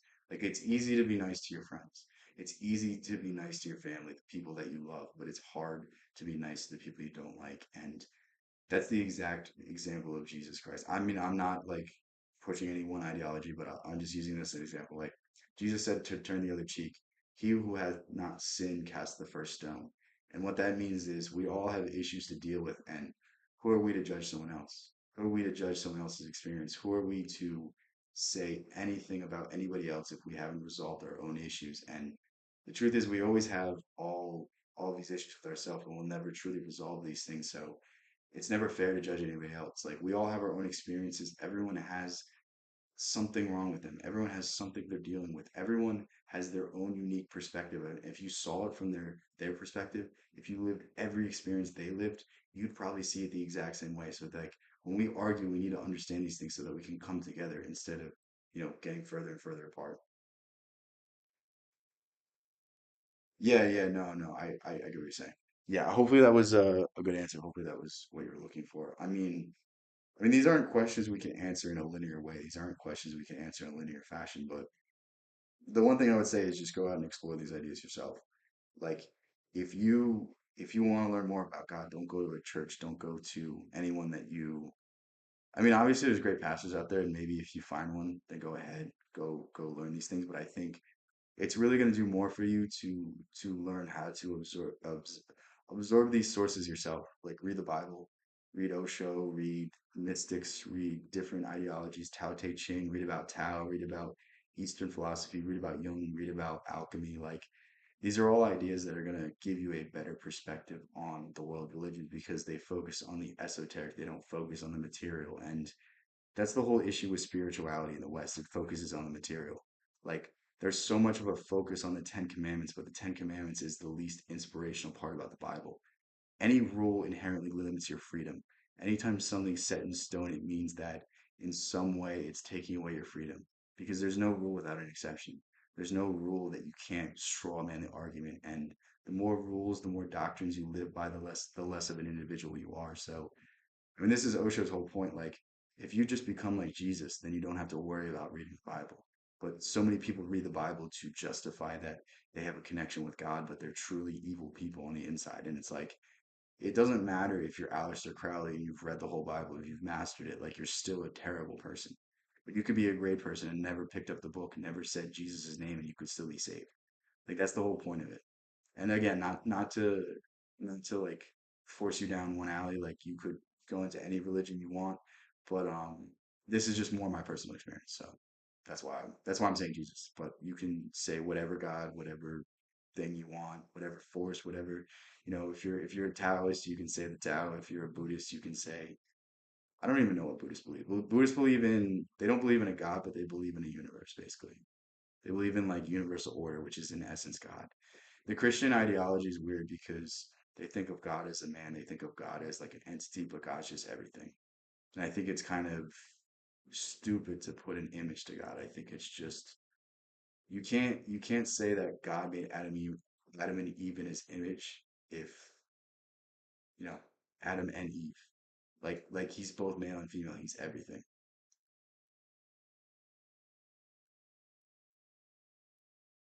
Yes, yes, yes. And the thing is like people that don't like you, they don't like you because of unresolved issues with themselves. Like nobody dislikes you because any other reason aside from they can't see the situation from your side. They can't see your perspective. Like even if you're being extremely irrational, you're being extremely irrational because of all of your past experiences. And if you could just in some way forgive them for disliking you, then I think we can move a lot forward. Like I don't necessarily say that you have to like, break bread with a person. I mean, that's the ideal state, but you at least have to treat them with respect. And if you treat people with respect, they'll treat you with respect. It's the idea of that.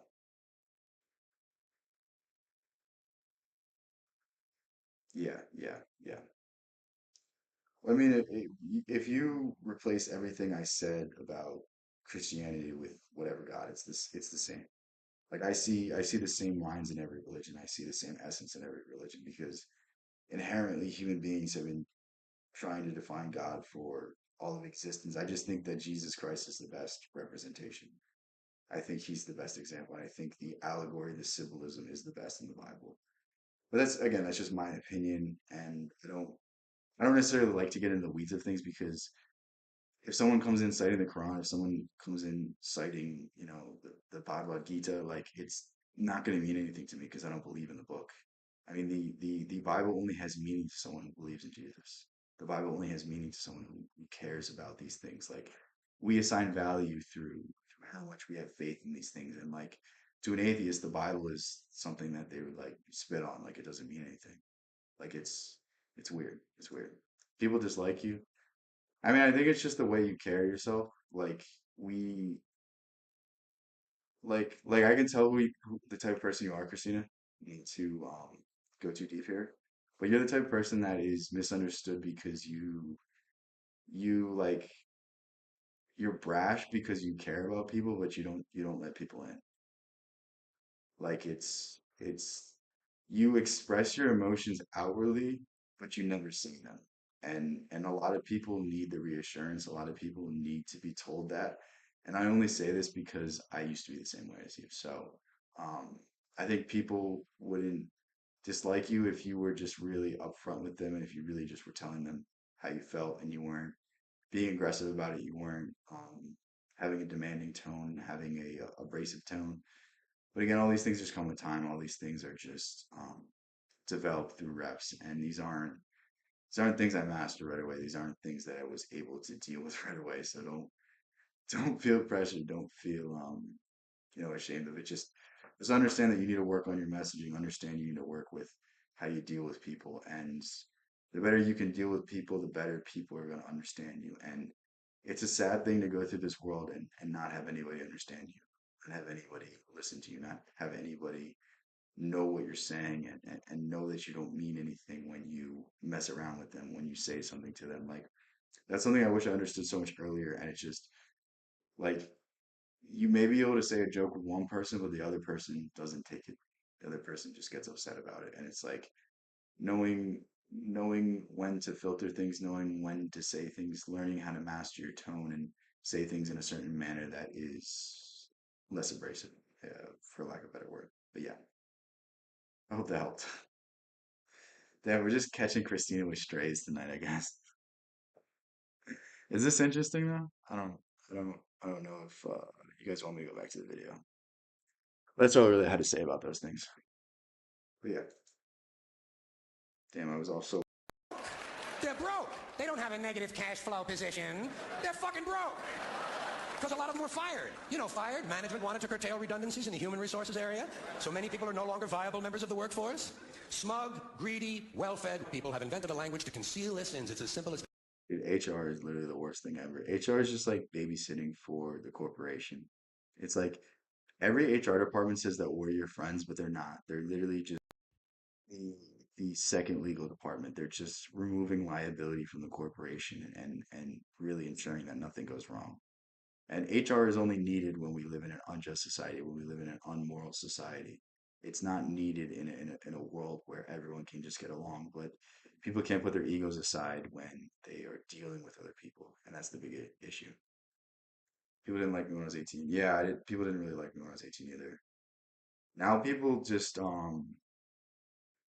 I'd say everyone likes me, but I think I'm much better at toning down certain parts of my personality with certain people and really feeling out the room and understanding that I can't necessarily show every side of me with every individual because there's egos I'm dealing with that these people haven't resolved certain issues, maybe I seem like their annoying friend, their annoying ex-boyfriend, like you know what I mean, like people compare you to other experiences because that's just inherently how the human mind works. So just knowing how to find common ground with everybody is such a big skill. that. The CIA doesn't kill anybody anymore. They neutralize people. Or they depopulate the area. The You government guys doesn't gonna like lie this and next engages in part. disinformation. The Pentagon actually measures nuclear radiation in something they call sunshine units. Israeli murderers are called Yeah, that's commandos. Arab commandos are called terrorists. Contra killers are called freedom fighters. Well, if crime fighters fight crime and firefighters listen fight to this one. fire, Listen to what this do one. freedom fighters fight? They never What do freedom fighters fight? mention that part of it to us, do they? That's so Never true. mention that That's part so of it. true. Wait, so you're crazy like me? I wouldn't say I'm crazy. I would just say misunderstood. I don't think it's ever good to title yourself certain you don't want to attribute. Let's hope this doesn't die. Um, yeah, I don't really attribute words to myself because inherently your subconscious doesn't know when you're joking or not. So like saying you're dumb is like literally making yourself dumber. Saying you're smart is making yourself smarter. Like attributing certain personality traits to yourself is just further solidifying it. So you got to be careful with what you say. Like saying you're crazy is never something I say to myself.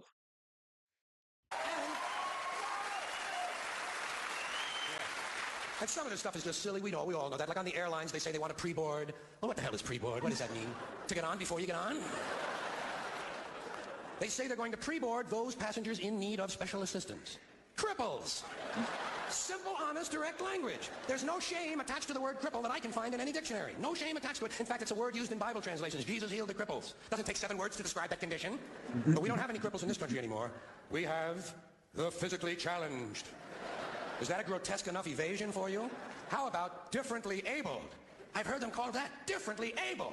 You can't even call these. That's great. I've never heard about George Carlin. Yeah, dude, George Carlin's the best. It's, you don't even really watch him for the jokes. You watch him for the insights, the criticism. You have to learn to wear the mask for your sake in society. There's an expectation. Yeah, the issue with wearing a mask, though, is it creates a shadow. It creates a split in your psyche. It creates a split between who you represent to the world and who you truly are. And when you have a difference in these two things, that's what leads to depression. Depression is literally just a split between who you really are and who you portray yourself to be, who you are in your day-to-day existence. Yeah, yeah. The closer you can get to not wearing a mask, the closer you can get to being authentic, is the closer you are to happiness. But the issue is society forces you to wear a mask. Society forces you to go with the flow, to sit there and not be a human, sit there, turn your brain off, sit there, listen to the person that's running the meeting, listen to the person that is teaching the class. Like these are all things that force you and compel you to obey. And the human mind really isn't meant to be forced to do anything. It's meant to be free. It's meant to, find its own path, recognize patterns, and do things in a, almost a free and creative manner. And when we force ourselves into these things, when we pigeonhole ourselves into these offices and we sit at these desks all day, like there's a part of you that's dying to get out of there. And there's a part of you that is going to somehow manifest itself and express to you in some sign, in some outburst of rage that things need to change. And people don't listen. So this is what leads to pretty much everything bad in society. These people handicapped. The more civilized we are, the more, homeless people, the more crime, the more terrible things that are just going on. And the less quote unquote civilized we are, like we go to countries and there's not really the same issues. There's not people pooping on the street. I mean, okay, certain countries they do that, but I think they just do that for fun. But like they don't have the same drug issues that we have here. They don't have the same moral decay. Like people don't masturbate like they do like they do here in other countries. Like you know something that's crazy. Only in zoos do animals masturbate. Only when they're in human captivity. They don't do it in the wild. Why is that? Like why are we subjecting animals to these sorts of ideas? It's really crazy when you look into these things. Anymore. They'll say, we're not handicapped, we're handy-capable. These poor people have been bullshitted by the system into believing that if you change the name of the condition, somehow you'll change the condition. Yeah. Well, hey, cousin, doesn't happen. Doesn't happen. Yeah, homeless people are just people that are unwilling to conform to society. They know something's wrong, but they don't have the right solution. The right solution is to set up your life in a way that you don't have to conform to these things. This is mostly young. Yeah, it's young mixed in with Osho, mixed in with Nietzsche, and like my ideas aren't one person. My ideas are the combination of people plus my own. So that's the beauty of things. Like it's the different interpretations we take from these great minds that shape our reality. And like you're inherently influenced by certain individuals, and it's better to be influenced by good ones and not bad ones. So yeah. But I think Young really hit had something when he did the conscious unconscious in the shadow. Because these are things that were talked about in Taoism and Buddhism, but they weren't really explained in a way that we could understand in the Western world. Jung basically took Eastern ideology, Eastern spirituality, and brought it into Christianity and the Christian collective consciousness and tried to solve issues using that. That's really what he did. We have no more deaf people in this country, hearing impaired. No one's blind anymore, partially sighted or visually impaired. We have no more stupid people. Everybody has a learning disorder. Or he's minimally exceptional. How would you like to be told that about your child? He's minimally I would be so offended, damn. exceptional. Oh, thank God for that. Psychologists actually have started calling ugly people those with severe appearance deficits. It's getting so bad. What if you have a rage in you to get out, but you have to keep it in? That just means you're not expressing your emotions. You don't get angry, you just don't express your emotions. Anger is the same thing as love. Anger is the same thing as any other emotion. It's just energy. if you don't express it in a positive way, it's going to be expressed in a negative way. And anger is really just um, misdirected emotion. Like, I mean, think about jealousy.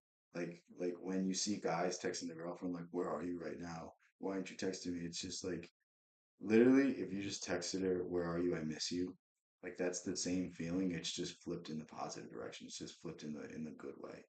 And the more we can start to see things like this, the more we can really start to change our worlds. Because I used to be an angry person. I used to be a not necessarily hateful person, but like I would I would get frustrated sometimes. I get stressed out. And now if I feel any of these things, I just, take some time to myself, meditate. Maybe if I'm really stressed out, I'll just start texting people that, mean a lot to me, how much they mean to me. Or I'll at least start thinking in my mind, like, oh my God, like why am I stressed out? Like I have the greatest girlfriend in the world. My family's supportive. I have great friends. There's great people in my life. Like there's so many things we could tell ourselves to bring us out of these moods. And if you're feeling particularly emotional, you don't have to feel a negative emotion. You can feel a positive emotion. Bad that any day now I expect to hear a Christina, read my course Mental Alchemy in my school community. rape victim referred to as an unwilling sperm recipient. Oh my gosh. Holy shit. And we have no more old people in this country. No more old people. We shipped them all away, and we brought in these senior citizens. Isn't that a typically American 20th century phrase? Bloodless, lifeless. No pulse in one of them.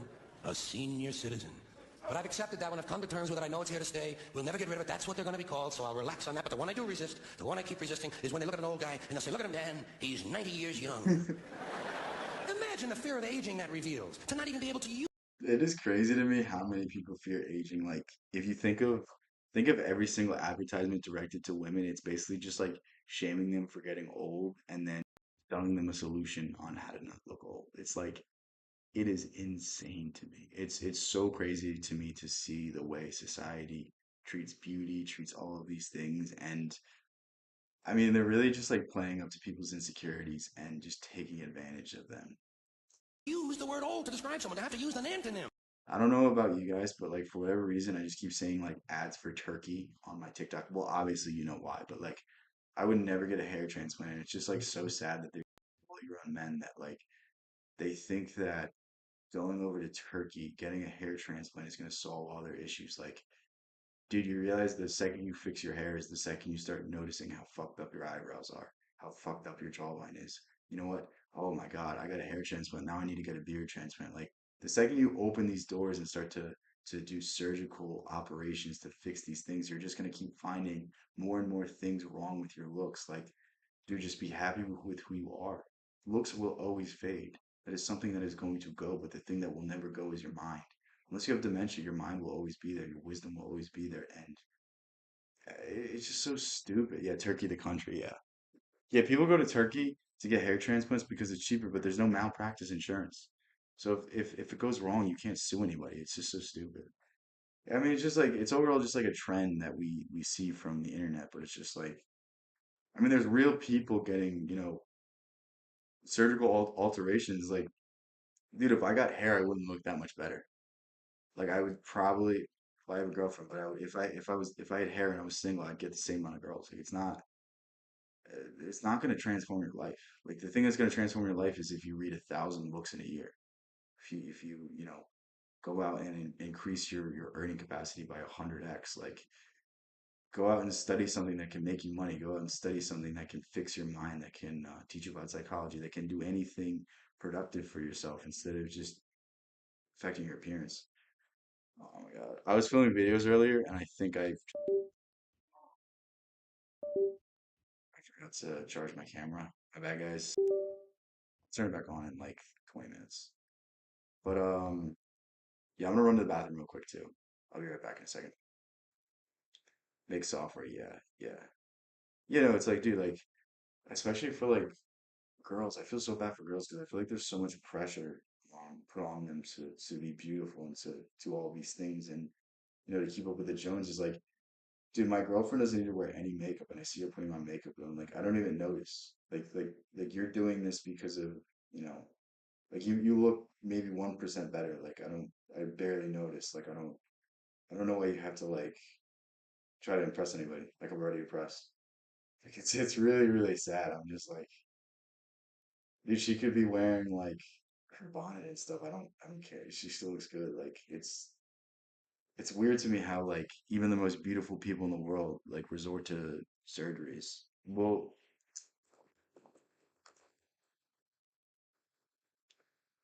um, dude, you guys are gonna be so sad. Like truly, like, dude, genuinely one of the most attractive people I've ever seen. And then, like, what, like, why would she do this to herself, dude? It's just so sad. It's just so sad. Like, dude, genuinely, like, girls would kill to look like this. Girls would kill to look like this. You're literally, you don't have to wear any makeup. You don't have to do anything. You could literally just roll out of bed and guys would just, sell their soul to be with you. But you think you can get better? Like, dude, we can never replace nature. And like, even the Kardashians are, taking out their lip filler, taking out all this nonsense. It's just like, I don't get it. Hold on, I'll be right back.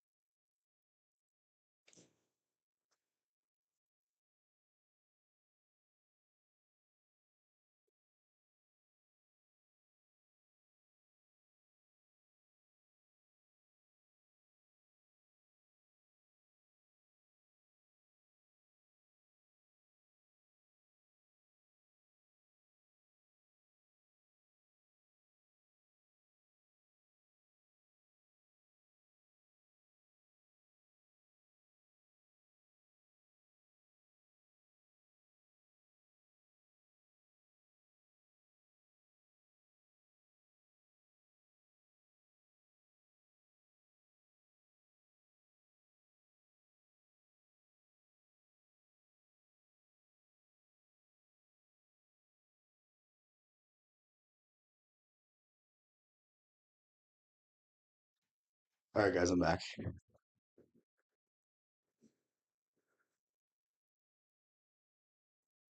Beauty fades, but our time with the Lord. Yeah. Yeah, no. You're still hungry? Yeah, it's just like the thing is like you can never undo the damage. Like to get a nose,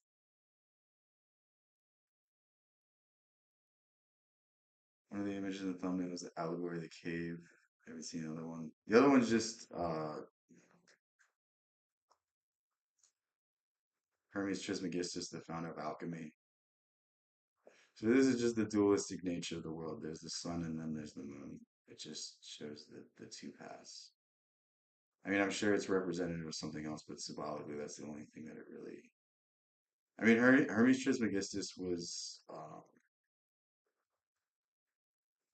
what the hell? He's the founder of alchemy. Let's find a quick video on him. Damn, all these videos are so long. Let's see. Hermes, surnamed Trismegistus, or the thrice greatest intelligencer. From the Biographia. Okay, no, we're not. What the fuck is that? The Intelligencer? Okay. The Kybalion is a modern book that synthesizes the Hermetic teachings that have come down to us from its This is a great better video. founder, Hermes Trismegistus, who lived in ancient Egypt in the days of Abraham. His name, Trismegistus. They're not sure about that. They're not sure if Hermes Trismegistus is a symbolic representation of, a collection of individuals, real man. They don't know if he lived in the time of Moses. Some people think he was Pythagoras. Some people, they don't think he ever existed. They don't think alchemy is real. It's really up to your interpretation. Trismegistus means the thrice great, the great great, the greatest great. He was That's not true. Hermes Trismegistus is a combination of Hermes, the was the god of wisdom, and then Thoth, the god of what's Hermes? Oh, not searching. Hermes. Oh my God, not this. Why the fuck would someone get this? Herald of the Gods, Merchants, Thieves, Travelers, and Thoth is the god of knowledge, the Egyptian god of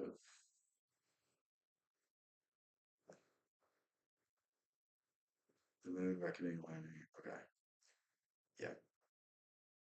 Was considered the father of occult wisdom, the founder of astrology, the discoverer of alchemy, and was called the master of masters, the great son of occultism, and the fount of wisdom. The Egyptians even deified him and called him Thoth, the scribe of the gods. Years after, ancient Greeks also made him one of their many gods, calling him Hermes, the god of wisdom. Then the Romans named him Mercury. The Kybalion is a statement of the truth that will reconcile the many bits of occult knowledge you possess. It is a master key with which you may open the many inner doors in the Temple of Mystery. The good news is that we've narrated. I'm gonna watch the self promotion. That was a good video. But yeah, that's all that symbol was. It's just a alchemical symbol. I mean, you can research the significance of it later. It's not. It's really just about the transmutation of the soul into something greater. And fear of aging is natural, it's universal, isn't it? We all have that. No one wants to get old, no one wants to die, but we do. So we bullshit ourselves. I started bullshitting myself when I got to my 40s. As soon as I was in my 40s, I'd look in the mirror and I'd say, well, I guess I'm getting older. Older sounds a little better than old, doesn't it? Sounds like it might even last a little longer. Bullshit, I'm getting old. And it's okay, because thanks to our fear of death in this country, I won't have to die. I'll pass away. That's just so true. Yeah. Or I'll expire like a magazine subscription. If it happens in the hospital, they'll call it a terminal episode. The insurance company will refer to it as negative patient care outcome. And if it's the result... Dude, insurance companies are brutal. It's so crazy. Like, if you think if you think any industry is cutthroat, look into the insurance industry and you'll be like, "Holy shit." Like they literally plan out the day you're gonna die, and if you die early, they get upset. Like it's the only industry that makes money during a recession. It's the only surefire way to make money in this country is to be in the insurance industry. It's literally so evil.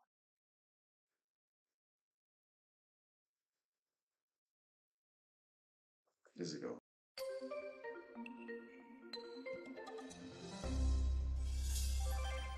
Boy, everyone in this country's always running around yammering about their fucking rights. I have a right, you have no right, we have a right, they don't have a right. Is this so true?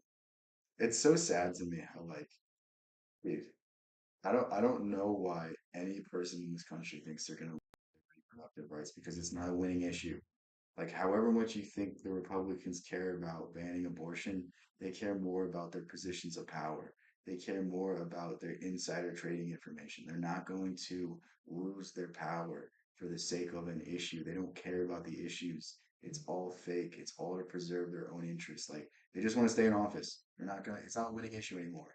They're not gonna ban it. These things are so stupid. Folks, I hate to spoil your fun, but there's no such thing as rights, okay? They're imaginary. We made them up, like the boogeyman. The Three Little Pigs, Pinocchio, Mother Goose, shit like that. Rights are an idea. They're just imaginary. They're a cute idea. Cute. But that's all. Cute and fictional. But if you think you do have Rights really aren't guaranteed under the Constitution anymore. We're not really guaranteed our rights because there's restrictions on them. So originally, our rights derived from now we're really governed by maritime international law.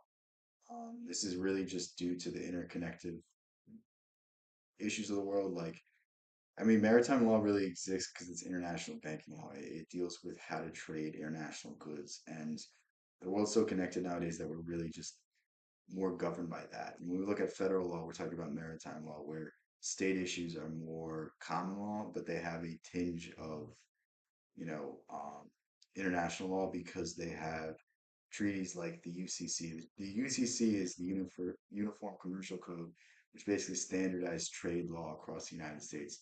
There's the Model Penal Code, which standardizes criminal law across the United States. Like, there's very few states that still have common law rights. And common law rights is just basically saying that we have, if you damage people or property, then you are in trouble. But if you damage anything else, you're fine. You can damage your own property. You can do whatever you want as long as you're not hurting anybody else. The issue comes when, you know, why do we have to register for a license? Why do we have to register our house? Why do we have to, follow some of these rules? Like you're not hurting anybody. There's no there's no issues at fault. I mean, sure, there's some land use concerns, but like overall, like there's too much restriction. If in any way your rights are restricted, then they're privileges.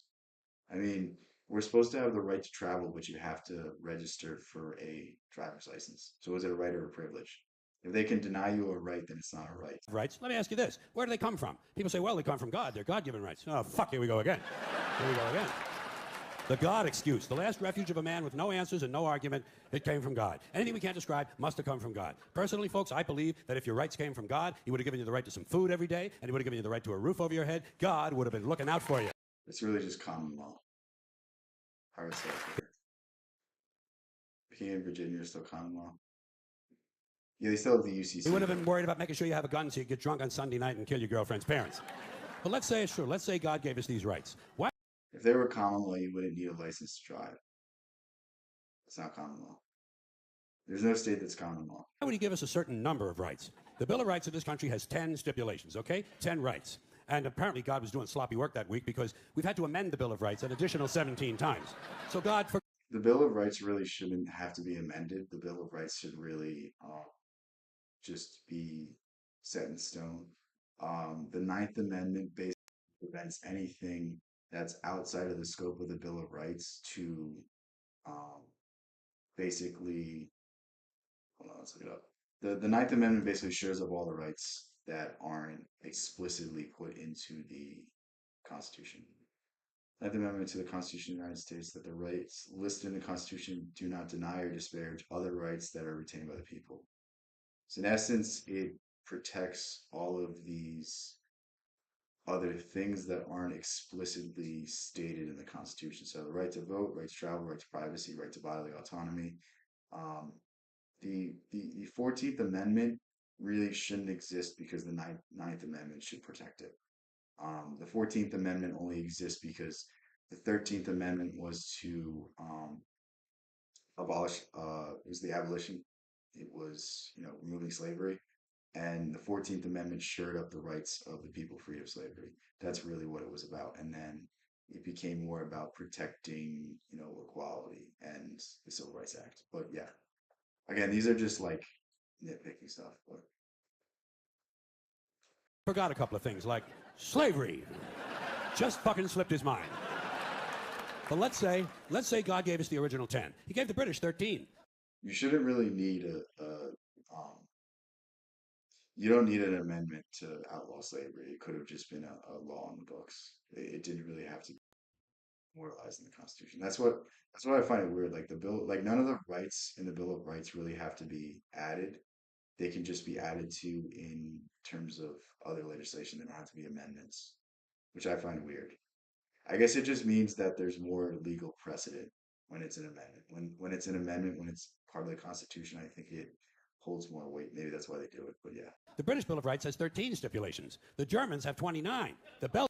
Problem with constitutional law in this country is most people don't like the country. So the people that are talking about the Constitution don't see it as the most fair document that's ever been. They see it as something that needs to be gutted. And the truth is, like, the Constitution, if it was upheld, would be the most fair and best way to represent the people, but inherently it's a system, so it'll never be actually carried out as it should be. And the original intentions of the Constitution basically wrote it in a manner that, if it was upheld, would always represent the rights of the people, but it's not upheld. If it was upheld, then there would be no TSA. TSA violates the Fourth Amendment. But we freely give up our rights for certain amenities, for certain things, and it's kind of sad. No, it doesn't matter because the federal law controls the law of the land. The federal the Congress and Senate, they can pass bills that the states would disagree with. It doesn't do anything. Like the federal law can always be like federal law can always add to things, but state law can only be more restrictive. So like the FDA can regulate certain things, but states can only be more restrictive. They can't be less restrictive. So if there's a federal law, then they have to follow it. That really wouldn't do anything. Belgians have 25. The Swedish have Probably just only more so a political move. 6. And some people in the world have no rights at all. What kind of a fucking goddamn God-given deal is that? My argument was that it was just these things were already protected. It was just redundant to have these things because when you make any equal protection, I guess equal 14th Amendment, when you make any sort of equality argument, you cite the Fourth, you cite the Fifth, you cite the Ninth, and you cite the 14th Amendment. You cite all of these at once. So they're really all used in tandem to kind of just tie in together. So they're not really necessary. That's what I'm saying. No rights at all? Why would God give different people in different countries different numbers of different rights? Boredom? Amusement? Bad arithmetic? Do we find out at long last after all this time that God is weak in math skills? Doesn't sound like divine planning to me. Sounds more like human planning. Sounds more like one group trying to control another group. In other words, business as usual in America. Now, if you think you do have rights, one last assignment for you. Next time you're at the computer, get on the internet, go. You don't want to look this up, what he's about to say. Love the insights, man. I have to go now. Great talking to you. Yeah, yeah, thanks. I try to stream at night, pretty much every night. Um, it's the weekends I stream during the day, but yeah, hopefully I catch you again. Thanks for asking good questions too. I think my favorite part of the stream is when you ask me about God. So yeah. Go to Wikipedia. When you get to Wikipedia, in the search field for Wikipedia, I want you to type in Japanese Americans 1942, and you'll find out all about you. There's still no justification for this. There's some horrible things that have happened in U.S. history, but we just gloss over them. I bet you most Americans don't even know about this. Precious fucking rights, okay? All right. You know about it. You know about it. Yeah. In 1942, there were 110,000 Japanese American citizens and good standing, law abiding people who were thrown into internment camps simply because their parents were born in the wrong country. That's all.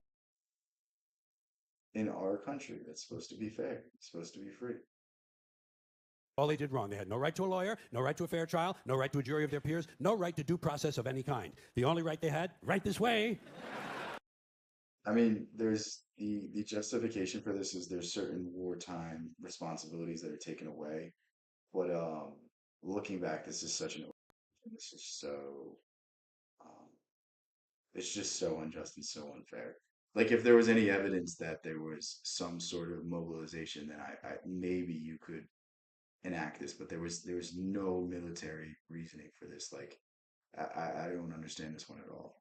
Into the internment camps. Just when these American citizens needed their rights the most, their government took them away. And rights aren't rights if someone can take them away. They're privileges. That's all we've ever had in this country is a bill of temporary privileges. And if you read the news even badly, you know that every year the list gets shorter and shorter and shorter. Sooner or later, the people in this country are going to realize the government does not give a fuck about them. Government does. I hope everyone heard that. There's no habeas corpus if there is a compelling state interest. So if you're suspected of, they can arrest you with no cause. It's an extension of the Patriot Act. It's Obama signed it into office. I'm not even gonna look this up. Look up Obama habeas corpus. I'm not gonna look it up. But yeah, he basically suspended habeas corpus when he extended the Patriot Act. Um, we forego a lot of our rights under the guise of freedom. Like if you know anything about the Patriot Act, you know about how it basically allowed the U.S. government to spy on American citizens under the guise of preventing terrorism. But why are we spying on citizens? Why are we not, spying on only terrorists? Why are we spying on everybody? That's the issue. But again, it's like most of this data is just going to used to be like sell you ads on Facebook, on Twitter, on all these things. So it's like again, we can complain about these issues, but it's like in the grand scheme of things, they don't really make a big difference. Like somebody's gonna do it. I'd rather it be my own country than the Chinese government. Like, you know what I mean? Had a lot of questions, not a lot of answers. Okay, okay. Damn, I didn't answer your questions. My bad. It's legal gymnastics. Yeah, yeah. The bottom line is, if there's a compelling state interest, the state can basically do whatever. If there's some national security threat, they can basically, Yeah, I'm not reading that one. doesn't care about you or your children or your rights or your welfare or your safety. It simply doesn't give a fuck about you. It's interested in its own power. That's the only thing, keeping it and expanding it wherever possible. Personally, when it comes to rights, I think one of two things is true. I think either we have unlimited rights or we have no rights at all. It's called the American dream. And yeah, yeah. You used to be able to be a sovereign citizen, but don't do that anymore. You're not allowed to. There used to be a sovereign citizen argument where you could basically get out of all these things, but they basically did away with that in 2010 and 2015, something like that. Oh, oh, no, I got you. I was just joking. No, well, you asked me about God. There's no good answer for that. You know what I mean? So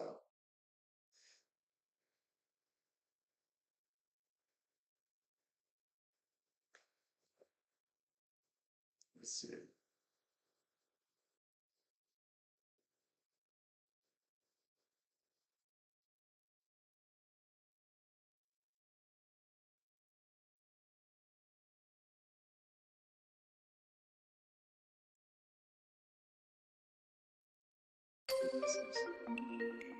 This will be fun.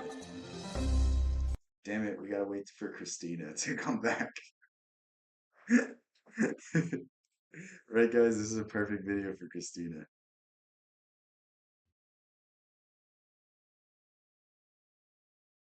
I feel like we just pick on Christina for no reason. She never really did anything to us except like mildly annoy us. Socrates Maybe just me. Oh, damn. said the Christina's only still true here. wisdom is Oh, God. I'm not watching this video. So what gotten worse or better? I mean, it depends on what context you mean. Like, I think a lot more people are waking up to these things. I just don't think there's good answers. I think a lot of people are aware of these issues, but they're not coming up with the right solutions. The right solution is just get away from everything and just retreat into the self. Find out who you really are and find out what makes you happy and don't worry about these issues because there's so many issues. There's we touched on a million different issues and there's a million more. There will forever be issues in this world, but nothing gets solved from that. Nothing changes. The only thing that can be different is when you change your mind, when you change what you focus on. Focus on the good. Focus on what you can do. Focus on what you can affect. It's really just that simple. Most famous paradox in history. There's no good videos. Taxi. Have you guys seen Taxi Driver? It's a pretty good movie. Um,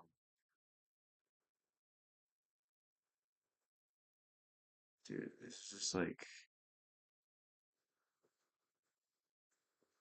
I love how my just when I'm streaming when I'm trying to find something good, there's just nothing.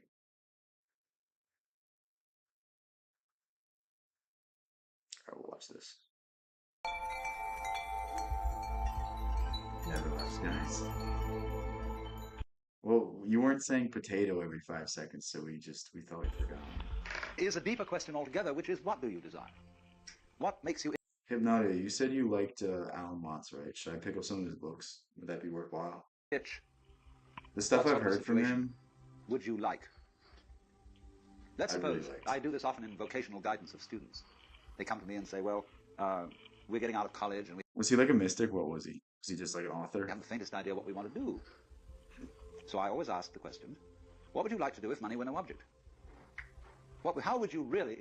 These are like questions that I think more people should ask. I think so many people live their lives based off of what money they can earn, but they go to the end of their lives, they make a ton of money, but then they go back to, what they wanted as a child. And it's like you could have found a path to do what you wanted and, somehow made money off that. These really interesting ideas. enjoy spending your life? Well, it's so amazing as a result of our kind of educational system, crowds... What is he?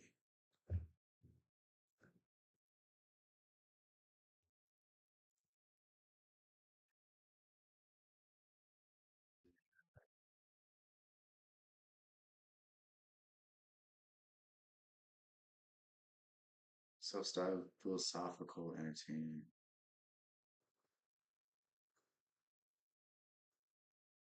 Known for his two. Okay. Okay. Basically, yeah, he's basically a mystic. Okay. All right. I'm gonna have to look into him. Lots of students say, well, we'd like to be painters, we'd like to be poets, we'd like to be writers, but as every I think it's really interesting when people from the West explore Eastern ideas because they are able to explain them in a manner that makes Western mind. Like I read Osho and it doesn't always make sense. I read Lao Tzu, it doesn't really register as well. Could be self-awareness explaining.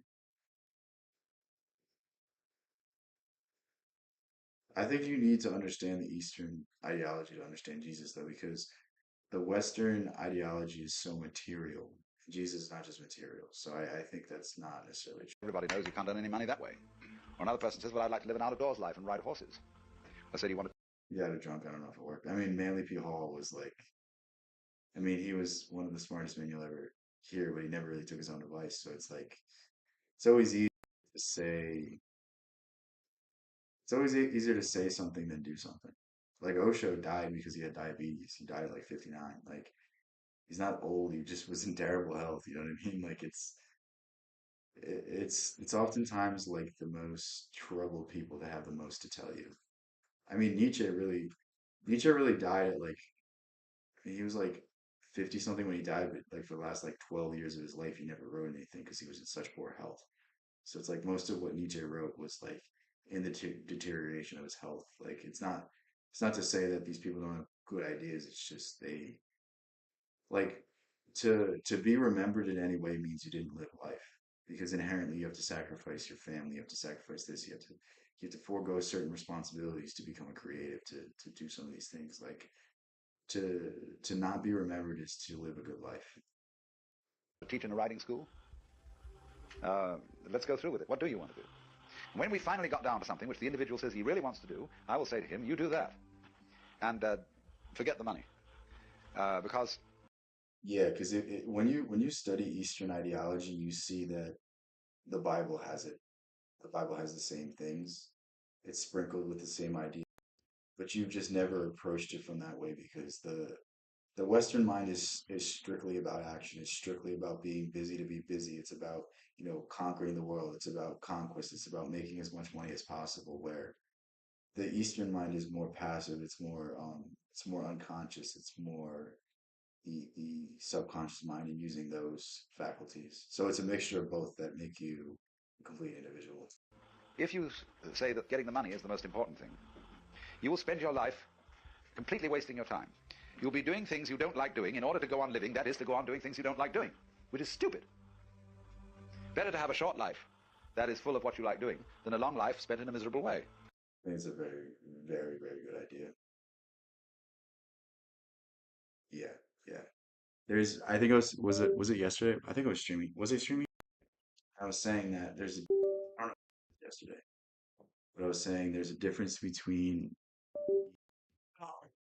action and activity. And action is doing something because it has to get done. So let's say you have, a meeting with your client tomorrow and you have to write something, I'm thinking as a perspective of a lawyer, but like you have to do it. But activity is checking your emails, obsessively refreshing, like finding something to do. That's the difference. And after all, if you do really like what you're doing, it doesn't matter what it is. You can eventually you can eventually become a master of it. It's the only way to become a master of something, to be really with it. And then you'll be able to get a good fee for whatever it is. So don't worry too much. Somebody's interested in everything. And anything you can be interested in, you'll find others who are. The best of the best always gets paid. Remember that. Like whatever your dream is, if there's no money to be made, trust me, there is. Like I can't even define what kind of content I make. I can't even define what I do, but there's just so much upside because this is an angle that's not being hit on the market. Like there's a gap in the market and that gap is you. That gap is your authentic self and just be yourself and get good enough to express it, get good enough to entertain people with it, to captivate them, to teach them how you did these things and the money will provide enough value, the money will follow. But it's absolutely stupid to spend your time doing things you don't like in order to go on spending things you don't like and doing things you don't like and to teach your children to follow in the same track. See, what we're doing is we're bringing up children in educating them to live the same sort of life we live, in order that they may justify them. A lot of times you find, like when you're opposed to a certain ideology, a lot of times you can see it more objectively. You can see the pitfalls and you can see the good about it, and you can take the good parts away. You know what I mean? When you're more skeptical, that's when you're going to judge things the best. Themselves and find satisfaction in life by bringing up their children, to bring up their children to do the same thing, so it's all wretch and no vomit. It never gets there. And so, therefore, it's so important to consider this question: what do I desire? Well, when we answer that question in a naive way, we figure out that we want to desire, what we want is to control everything. To create girls that don't grow old, apples that don't rot, clothes that never wear out, conveyances that get from one place to another instantly so we don't have to wait, power available to do anything that you could conceive and do it just instantly like that, to get this funny technological omnipotence.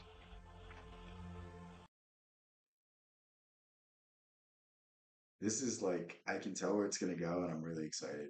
But if you take time out to think about that, and really go into it with your full strength of imagination, and find out whether that's where you want to be, you will soon see that's not what you want. The thing is, the second you get everything you want is the second you want more.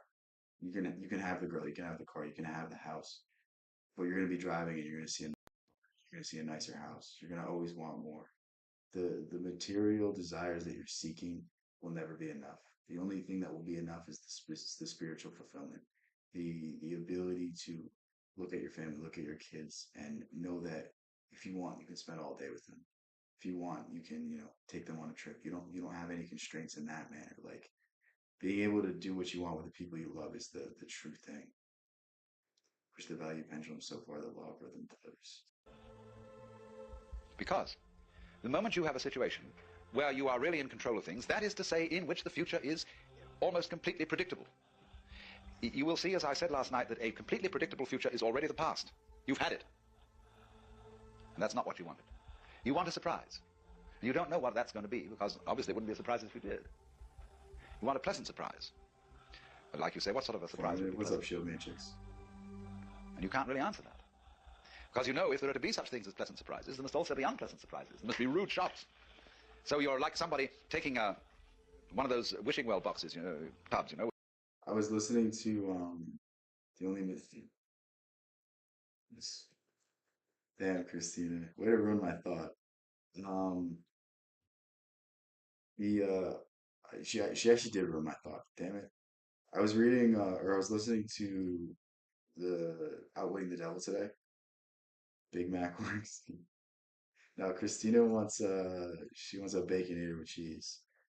I was listening to Outwitting the Devil today. It was basically saying that any experience, any change, anything is both good and bad. And if we can always focus on the good, then we can always win. We can always move forward. We can always take something away from the experience. Like, losing a job just means you're open for a better one. Getting a job means that you're not going to get another one. So like, there's both good and bad from everything, and we always need to focus on the good, because when we can focus on the good, we can accept the lessons that we're supposed to learn. We can move forward with a smile on our face. Where you fish in and you bring out a package, and you don't know whether you've got a dead rat in it or a new camera. And that's the way, that seems to be the thing that really excites people. But quite certainly there comes out of this inquiry make on YouTube?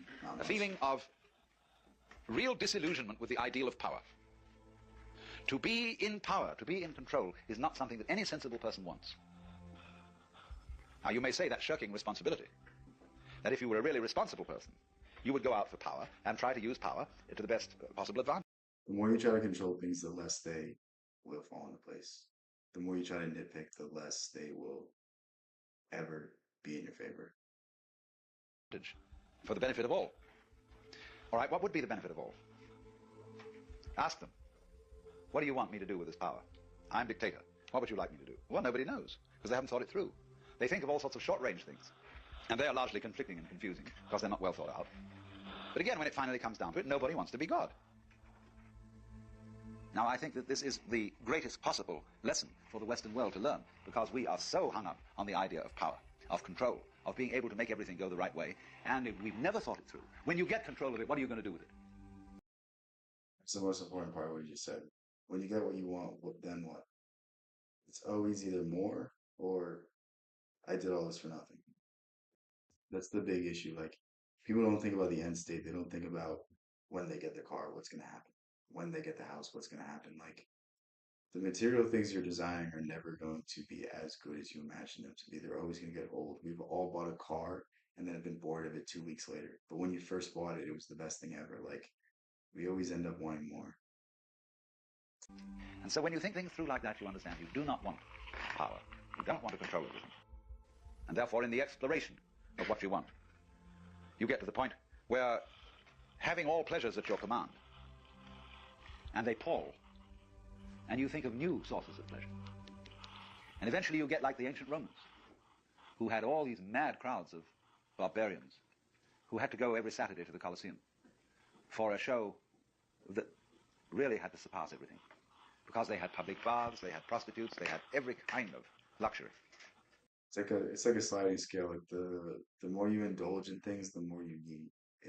You're always chasing that same dopamine hit. Like the first time you drink alcohol, you're never going to be as drunk as that moment. Like we're always trying to recapture the first experience. We're always trying to recapture the first moment. And the truth is, like, no amount of material substance will ever provide that same feeling.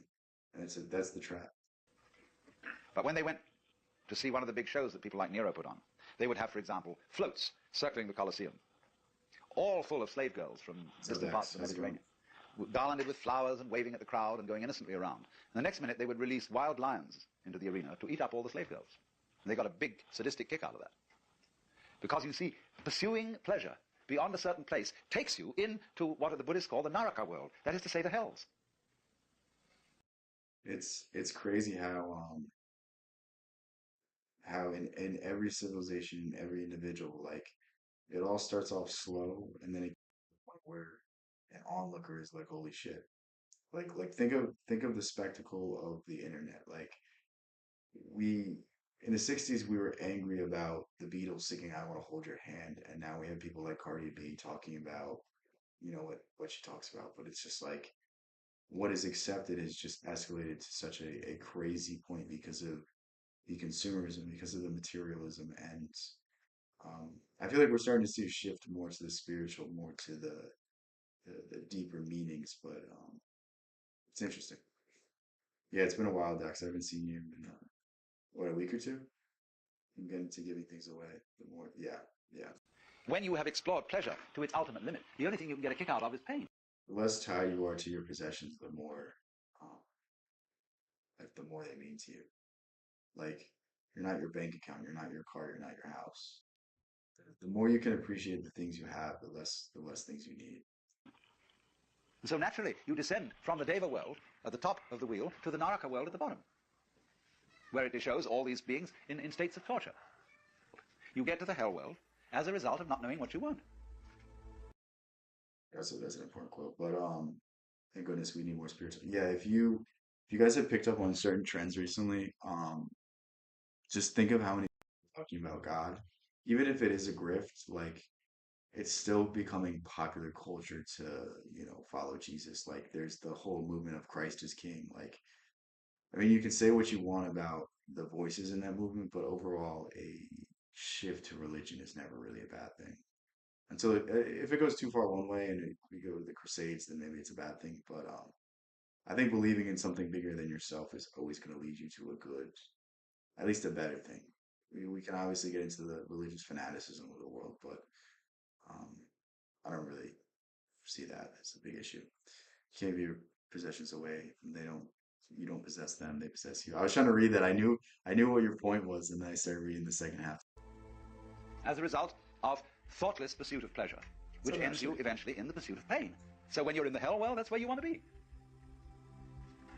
Ashley, so when I ask, I go right down to the question, to be started with. What do I want? A shift to religion can be bad. A shift to Jesus. I mean, dude, if there's more crusades, I don't think a shift to Jesus is a good thing because they're using to justify other things. So it's not. Again, it's like you gotta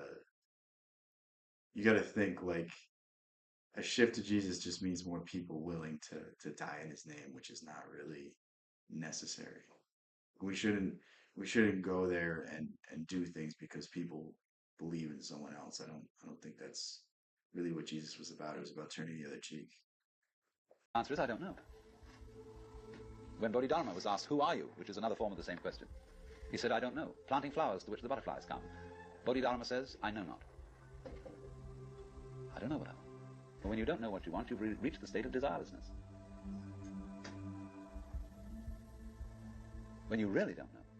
But you see, there's a beginning stage. When you don't have any desires, that's when you have everything.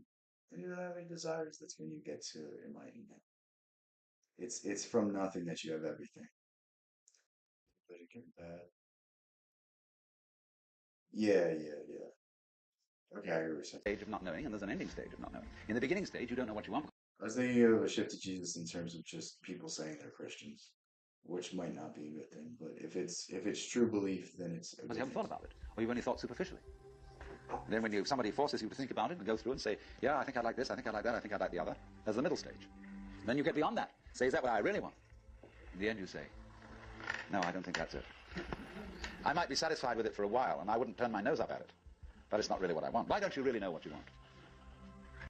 Osho called himself the rich man's guru because he basically said that people who don't have the means to provide for themselves are always money, and then once they get the money and the basic things, then they can start worrying about the deeper philosophical meanings of life. And it's an interesting idea because think of before, there was farming, before there was refrigeration, before, everyone had clean water and a house and food. Like we were too worried about, you know, getting our next meal to worry about philosophy, to worry about religion. And it's only when we can provide for these things 100% that we can start exploring these ideologies to a deeper degree. Like even with myself, like I don't really have to worry about these things, but like I'm still too attached to getting myself established financially to delve deep into certain subjects that I really want to master. So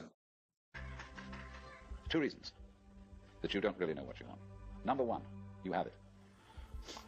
man, Number two, you don't know yourself, because you never can.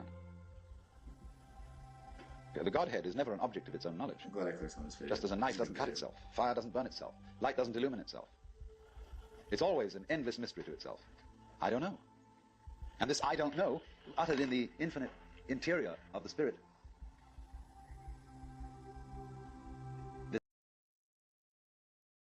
I hope you guys are enjoying this as much as I am. This I don't know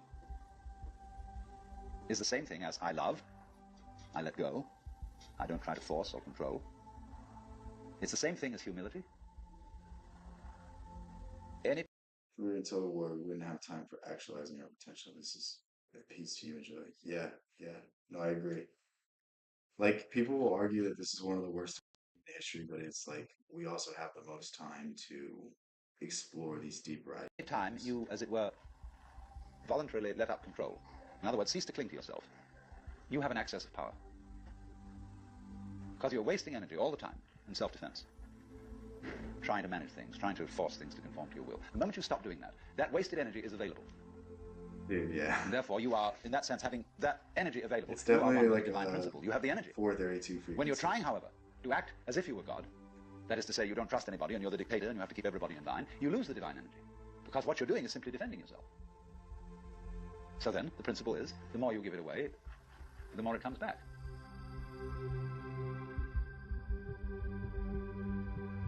Damn. All right, that was a good video. All I want is a burger, and I'll be happy too. Why do you want a burger so bad? Do you wait for me to stream and then just so you can say you're hungry the whole time? I'm starting to think that's what you do, Christina. Is that true? Is that what happens? But yeah, you guys want to talk about anything real quick? I'll stay on for like 10 more minutes. I'm starting to get hungry and tired though. How long am I streaming for? I'm streaming for 2.5 hours. Damn.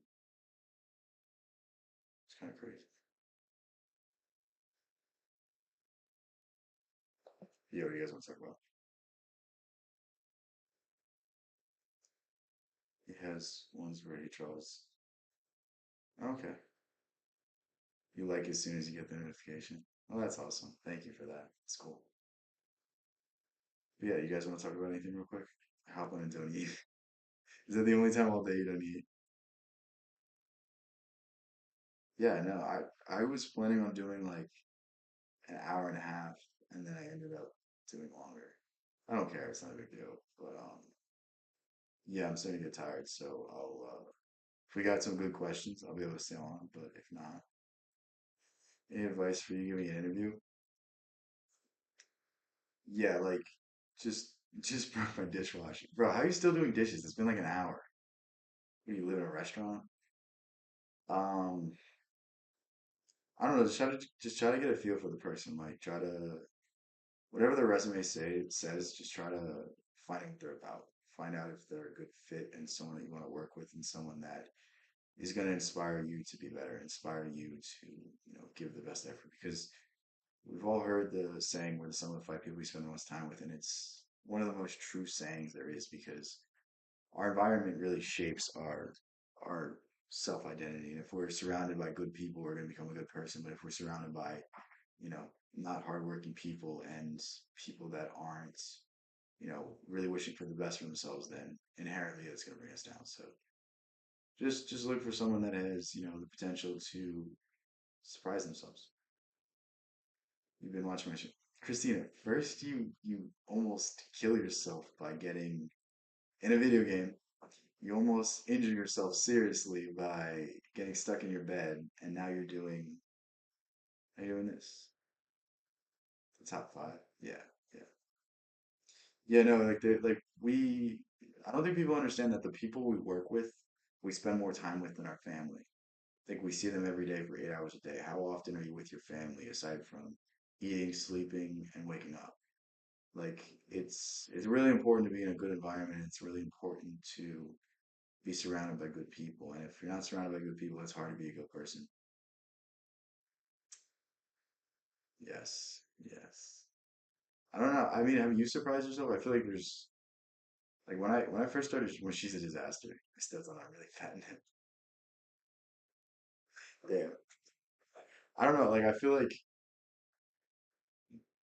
I surprise myself so many times where I'm like I'm better than I could ever even imagine, and that's really what allows me to keep going. That's what allows me to keep trying because I know there's going to be a day where I can access that at all times. And when that happens, look out because Mr. Beast, I'm taking your title.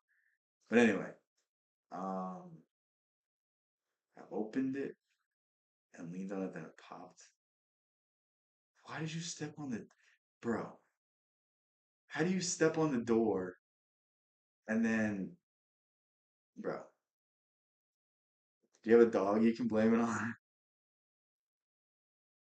Yeah, yeah, yeah. No, that's the biggest thing about it. Like corporations, they'll talk about I don't know if you work for a corporation. Businesses, they'll talk about the culture, they'll talk about the environment, but they only talk about the fancy HR words. Like you actually want people around you that you like. You actually want people around you that you can come to with a concern, you can come to with a criticism, and they're not going to cry. They're not going to say that's not my responsibility. They're going to work with you and actually try to solve the issue. You know what I mean? It's the reason why corporations thrive is because people can collaborate, but when they get too big, then people can't, and it's like you got to have teamwork because there's too much work to go around.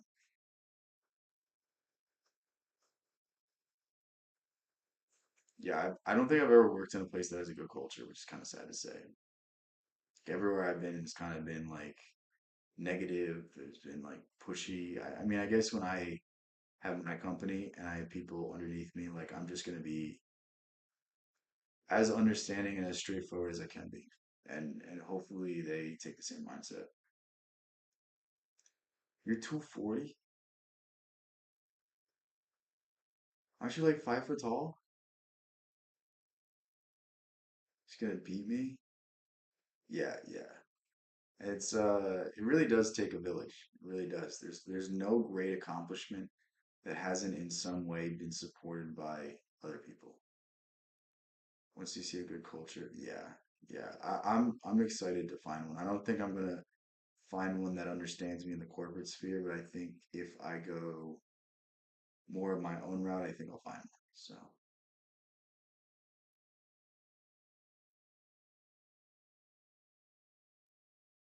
bro, Christina, read my nutrition thing. It's more so about allowing your body to eliminate than what you're consuming. If you eat only fruit, if you eat only vegetables, if you eat only lean ground beef and a few carbs, like you'll just shed the weight off just simply because you're not eating garbage. But yeah, starting to get tired, starting to get hungry. I'll stream tomorrow, probably same time. So yeah, I'll catch you guys later.